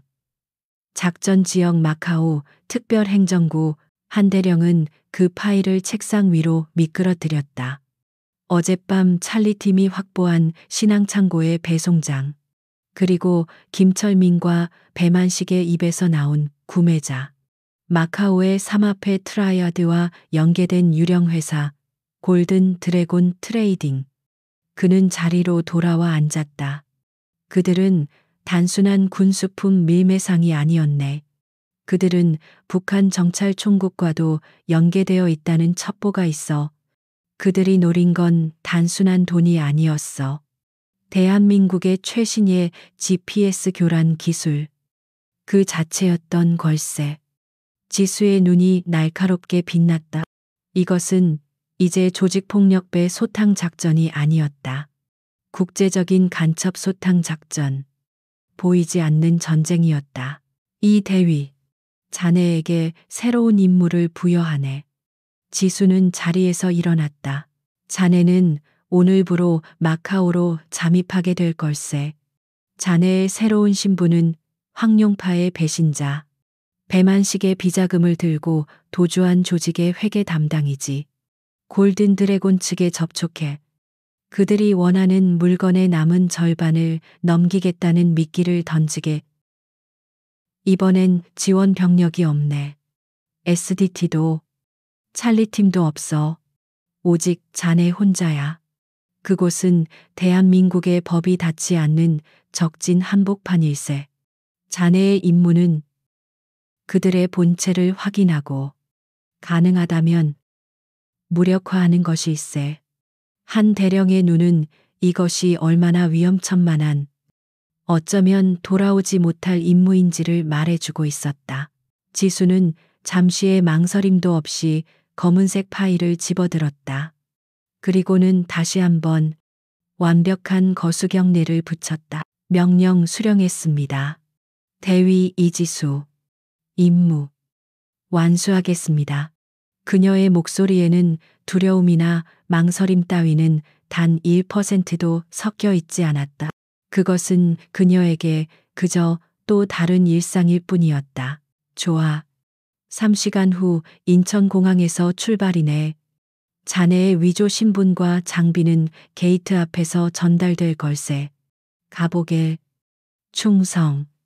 지수는 파일을 옆구리에 낀 채 미련 없이 대령의 집무실을 나섰다. 그녀의 휴가는 그렇게 끝났고 그녀의 진짜 임무가 다시 시작되었다. 그녀는 삭막하고 긴 복도를 걸어 나갔다. 그녀의 머릿속은 이미 마카오의 지형, 삼합회의 조직도, 그리고 자신의 위장 신분을 시뮬레이션하느라 복잡하게 돌아가고 있었다. 그녀는 다시 시리우스라는 코드네임의 무기로 돌아가고 있었다. 그때였다. 그녀의 정복 주머니 안쪽에 넣어둔 개인 핸드폰이 짧게 진동하고 울렸다. 업무용 보안폰이 아니었다. 국밥집에서 꺼내 들었던 낡은 그녀의 개인폰이었다. 그녀는 이곳 DCC 본부 내에서는 개인폰을 꺼내는 것을 극도로 자제했지만 발신자를 확인한 순간 걸음을 멈췄다. 모르는 번호였다. 하지만 그것은 정보사 보안망을 통해 안전하게 라우팅된 박할머니의 번호였다. 군의관이 임시로 개통해준 안심폰 번호였다. 그녀는 복도 구석 감시 카메라의 사각지대에 서서 메시지를 열었다. 짧은 문자 메시지였다. 지수야. 나 할매다. 아침에 군인 아저씨들이 와서 가게 문이랑 박살난 거 싹 다 고쳐주고 갔다. 새 것보다 더 좋게 고쳐주고 갔다. 지수야. 고맙다. 정말 고맙다. 이 늙은이 수십 년 묵은 체증이 다 내려갔다. 여기까지 읽었을 때 지수의 표정은 여전히 무표정했다. 하지만 다음 메시지 한 줄이 그녀의 심장을 건드렸다. 네 국밥은 언제든지 뜨끈하게 끓여놓고 기다릴게. 그러니까 어디 가서 다치지 말고 꼭 몸 조심해라. 우리 강아지. 지수는 순간 숨을 멈췄다. 그녀의 눈동자가 아주 미세하게 1mm 정도 흔들렸다. 지난 48시간 동안 수십 명의 무장한 적들 앞에서도 피와 죽음의 한복판에서도 그리고 상관의 무거운 명령 앞에서도 단 한 번도 흔들리지 않았던 그녀의 강철 같은 통제력에 작은 균열이 생겼다. 그녀는 메시지를 쥔 채 잠시 동안 가만히 서 있었다. 그리고 기적이 일어났다. 얼음장처럼 차갑고 냉철했던 대위 이지수의 입가에 아주 희미하게, 거의 눈에 띄지도 않을 만큼 미약한 미소가 스쳐 지나갔다. 그것은 1초도 채 지속되지 않은, 그녀 자신조차 인지하지 못했을지도 모르는 미소였다. 그것은 그녀가 왜 이 피비린내 나는 길을 걷고 있는지, 그녀가 지키고자 하는 것이 무엇인지를 상기시켜주는 그녀 내면에 남은 마지막 온기였다. 그녀는 답장하지 않았다. 대신 휴대폰을 다시 깊숙이 집어넣었다. 미소는 순식간에 사라졌다. 그녀의 얼굴은 다시 완벽한 시리우스의 가면으로 돌아왔다. 그녀는 다시 걷기 시작했다. 복도 끝. 그녀를 인천공항으로 데려갈 검은색 세단이 기다리고 있었다. 그녀의 전쟁은 아직 끝나지 않았다. 그 격렬했던 밤이 지나고 한 달이라는 시간이 흘렀다. 부산의 오래된 골목은 언제 그런 끔찍한 일이 있었냐는 듯 완연한 가을 햇살 아래 평화로운 일상을 되찾고 있었다. 아니, 예전보다 훨씬 더 활기차고 밝아진 모습이었다. 지긋지긋했던 그림자가 걷힌 자리에 비로소 따뜻한 볕이 들기 시작한 것이다. 할매 순대국밥 가게는 그 변화의 중심에 서 있었다. 끔찍하게 부서졌던 가게 문은 튼튼하고 세련된 원목 문으로 바뀌어 있었다. 깨진 유리창 대신 햇살이 잘 드는 통유리창이 반짝였다. 내부는 마치 새로 개업한 가게처럼 깨끗했다. 낡고 기름때 꼈던 테이블은 모두 교체되었고 벽지도 산뜻하게 새로 발라져 있었다. 어이, 박할매 여 국밥 한 그릇 더 오늘은. 장사가 와 일이 잘 되노 과일 가게 주인이 왁자지껄하게 소리쳤다. 가게 안은 점심시간이 지났음에도 불구하고 손님들로 가득 차 있었다. 모두가 이 골목에서 오랫동안 장사를 해온 이웃 상인들이었다. 박 할머니는 예전처럼 허리가 굽은 모습이었지만 그녀의 얼굴에는 더 이상 두려움이나 그늘이 없었다. 환한 웃음과 함께 뚝배기를 나르는 그녀의 발걸음은 그 어느 때보다 가벼워 보였다. 아이고, 천천히들 무라 국물 모자라면 말하고. 할매, 근데 진짜로 그 황룡인지 흑룡인지 하는 놈들 싹 다 잡혀간 거 맞제? 생선 가게 사장이 조심스럽게 물었다. 그는 한 달 전만 해도 매일같이 찾아와 생선을 뜯어가던 조폭 놈들 때문에 가게를 접을 생각까지 하고 있었다. 과일 가게 주인이 깍두기를 씹으며 대답했다. 맞다마다 아침 뉴스 못 봤나 그놈들 두목 배만식인가 하는 놈. 군사법원에서 반역죄로 무기징역 때려 맞았다. 아이가 속이 다 시원하더라. 반역죄 그냥 깡패가 아니었나. 쯧쯧. 무식하긴. 그놈들이 그냥 깡패가 아니고 나라 팔아먹던 놈들이었다. 군대 물건 훔쳐서 북한인지 어딘지에 팔아넘기려 했다. 안카나 그리고 그놈들 꼬붕이었던 박 의원하고 경찰서장.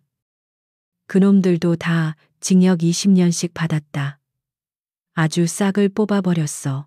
상인들의 대화는 그동안 억눌려왔던 울분이 터져나오는 듯 격했다.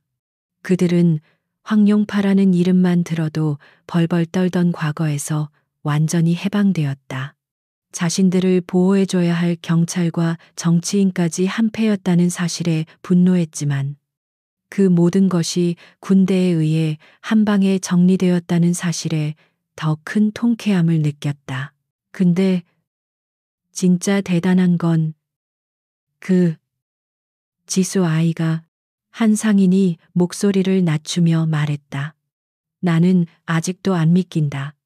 그 작고 마른 가시나가 그의 말에 가게 안은 잠시 조용해졌다. 그날의 일은 이미 골목에 전설이 되어 있었다. 상인들 사이에서는 흉흉한 소문이 돌았다. 지수가 사실은 대통령 직속 비밀 요원이라느니, 혼자서 100명을 상대하는 특수부대원이라느니 하는 과장된 이야기들이었다. 박할머니는 그들의 대화를 들으며 그저 조용히 웃었다. 그녀는 가게 한쪽 벽을 바라보았다. 군인들이 가게를 보수해주면서 새로 걸어준 작은 액자가 있었다. 그것은 지수가 아주 어릴 적 이 국밥집에서 할머니와 함께 찍은 낡은 흑백 사진이었다. 군인들은 아마도 지수의 유일한 가족이 누구인지 알고 있었던 모양이다. 그녀는 지수가 앉았던 구석 자리를 바라보았다. 그 자리에는 예약석이라는 작은 팻말이 놓여 있었다. 박할머니는 그 누구도 그 자리에 앉지 못하게 했다. 그녀는 그저 매일 아침 그 자리에 따뜻한 물 한 잔을 떠놓으며 지수가 무사하기를 기도할 뿐이었다. 이것이 바로 이지수 대위가 지켜낸 평화였다. 그녀가 자신의 휴가를 반납하고 지금 이 순간에도 어딘가에서 목숨을 걸고 싸우는 이유였다. 그녀가 이름도 얼굴도 없는 그림자가 되기를 자처한 대가였다. 에필로그. 2달 후 마카오의 화려한 네온 사인이 밤하늘을 수놓고 있었다. 코타이 스트립의 거대한 골든 드래곤 카지노. 그곳은 부와 타락, 그리고 온갖 음모가 뒤엉킨 아수라장의 중심지였다. 카지노의 가장 깊숙한 곳. 일반인은 절대 출입할 수 없는 VIP룸. 황룡파의 뒤를 이어 새로운 파트너를 찾고 있던 삼합회 간부들이 도열해 있었다. 그리고 그들 앞에는 한 여자가 태연하게 칩을 만지작거리고 있었다. 이지수 대위였다. 그녀는 황룡파의 비자금을 들고 도주한 회계 담당자 미셸로 완벽하게 위장한 상태였다. 화려한 드레스와 짙은 화장, 냉소적인 표정은 국밥집의 그 후드티 차림과는 완전히 다른 사람이었다. 그래서 물건의 나머지 절반은 당신 손에 있다는 건가? 삼합회 중간 보스가 의심스러운 눈초리로 물었다. 지수는 칩을 테이블 위로 던졌다. 물건은 확실해. 하지만 난 당신들 보스하고만 거래해. 이따위 피라미드라고는 말 섞을 시간 없거든. 그녀의 도발에 등 뒤에 서 있던 거구의 경호원 하나가 그녀의 어깨에 손을 올리려 했다. 인연이 감히. 그 순간이었다. 경호원의 손이 어깨에 부이기 0. 1초 전 지수의 팔꿈치가 그의 명치를 정확하게 가격했다. 크헉 그는 숨이 막혀 뒤로 쓰러졌다. 동시에 지수는 그가 허리춤에서 뽑으려던 권총을 빼앗아 분해된 탄창을 중간 보스의 얼굴에 던졌다. 철컥. 모든 행동은 3초 만에 일어났다. VIP 룸의 모든 총구가 그녀를 향했지만 지수는 눈 하나 깜짝하지 않았다. 그녀는 중간 보스를 차갑게 노려보며 말했다. 이게 내 성실함의 증표야. 이제 당신 내 진짜 용을 불러오시지. 그녀의 눈은 여전히 겉모습만 보고 자신을 얕보는 자들을 향한 냉철한 빛을 잃지 않고 있었다. 부산에서의 전쟁은 끝났지만 그녀의 전쟁은 장소를 바꿨을 뿐 여전히 계속되고 있었다. 그녀는 할머니의 따뜻한 국밥을 지키기 위해 차가운 어둠 속을 기꺼이 걷고 있었다. 시청자 및 청취자 여러분께 오늘 이야기는 어떠셨나요? 겉모습만 보고 한 여군을 얕봤던 조폭들의 처참한 최후였습니다. 그들은 자신들이 건드린 것이 한 여성이 아니라 대한민국에 보이지 않는 방패 그 자체였음을 너무 늦게 깨달았습니다. 우리 사회에는 이지수 대위처럼 자신의 자리에서 묵묵히 임무를 수행하는 숨겨진 영웅들이 많습니다. 진정한 힘은 덩치나 목소리 크기에서 나오는 것이 아니라 흔들리지 않는 신념과 압도적인 실력, 그리고 지켜야 할 것이 있는 자의 결단력에서 나옵니다. 여러분이 만약 이지수 대위의 입장이었다면, 혹은 박 할머니의 입장이었다면 어떠셨을 것 같나요? 살면서 겉모습 때문에 누군가를 무시했다가 크게 후회한 경험, 혹은 그 반대의 통쾌한 경험이 있으시다면 댓글로 자유롭게 남겨주세요. 오늘 이야기가 여러분의 가슴을 조금이라도 시원하게 만들었다면 채널의 성장을 위해 좋아요 버튼을 꼭 한번 눌러주시기 바랍니다. 그리고 다음 주 더 짜릿하고 강력한 사이다 스토리를 놓치지 않으시려면 구독과 알림 설정도 잊지 마세요. 저는 다음 주 더 강력한 이야기로 돌아오겠습니다. 감사합니다.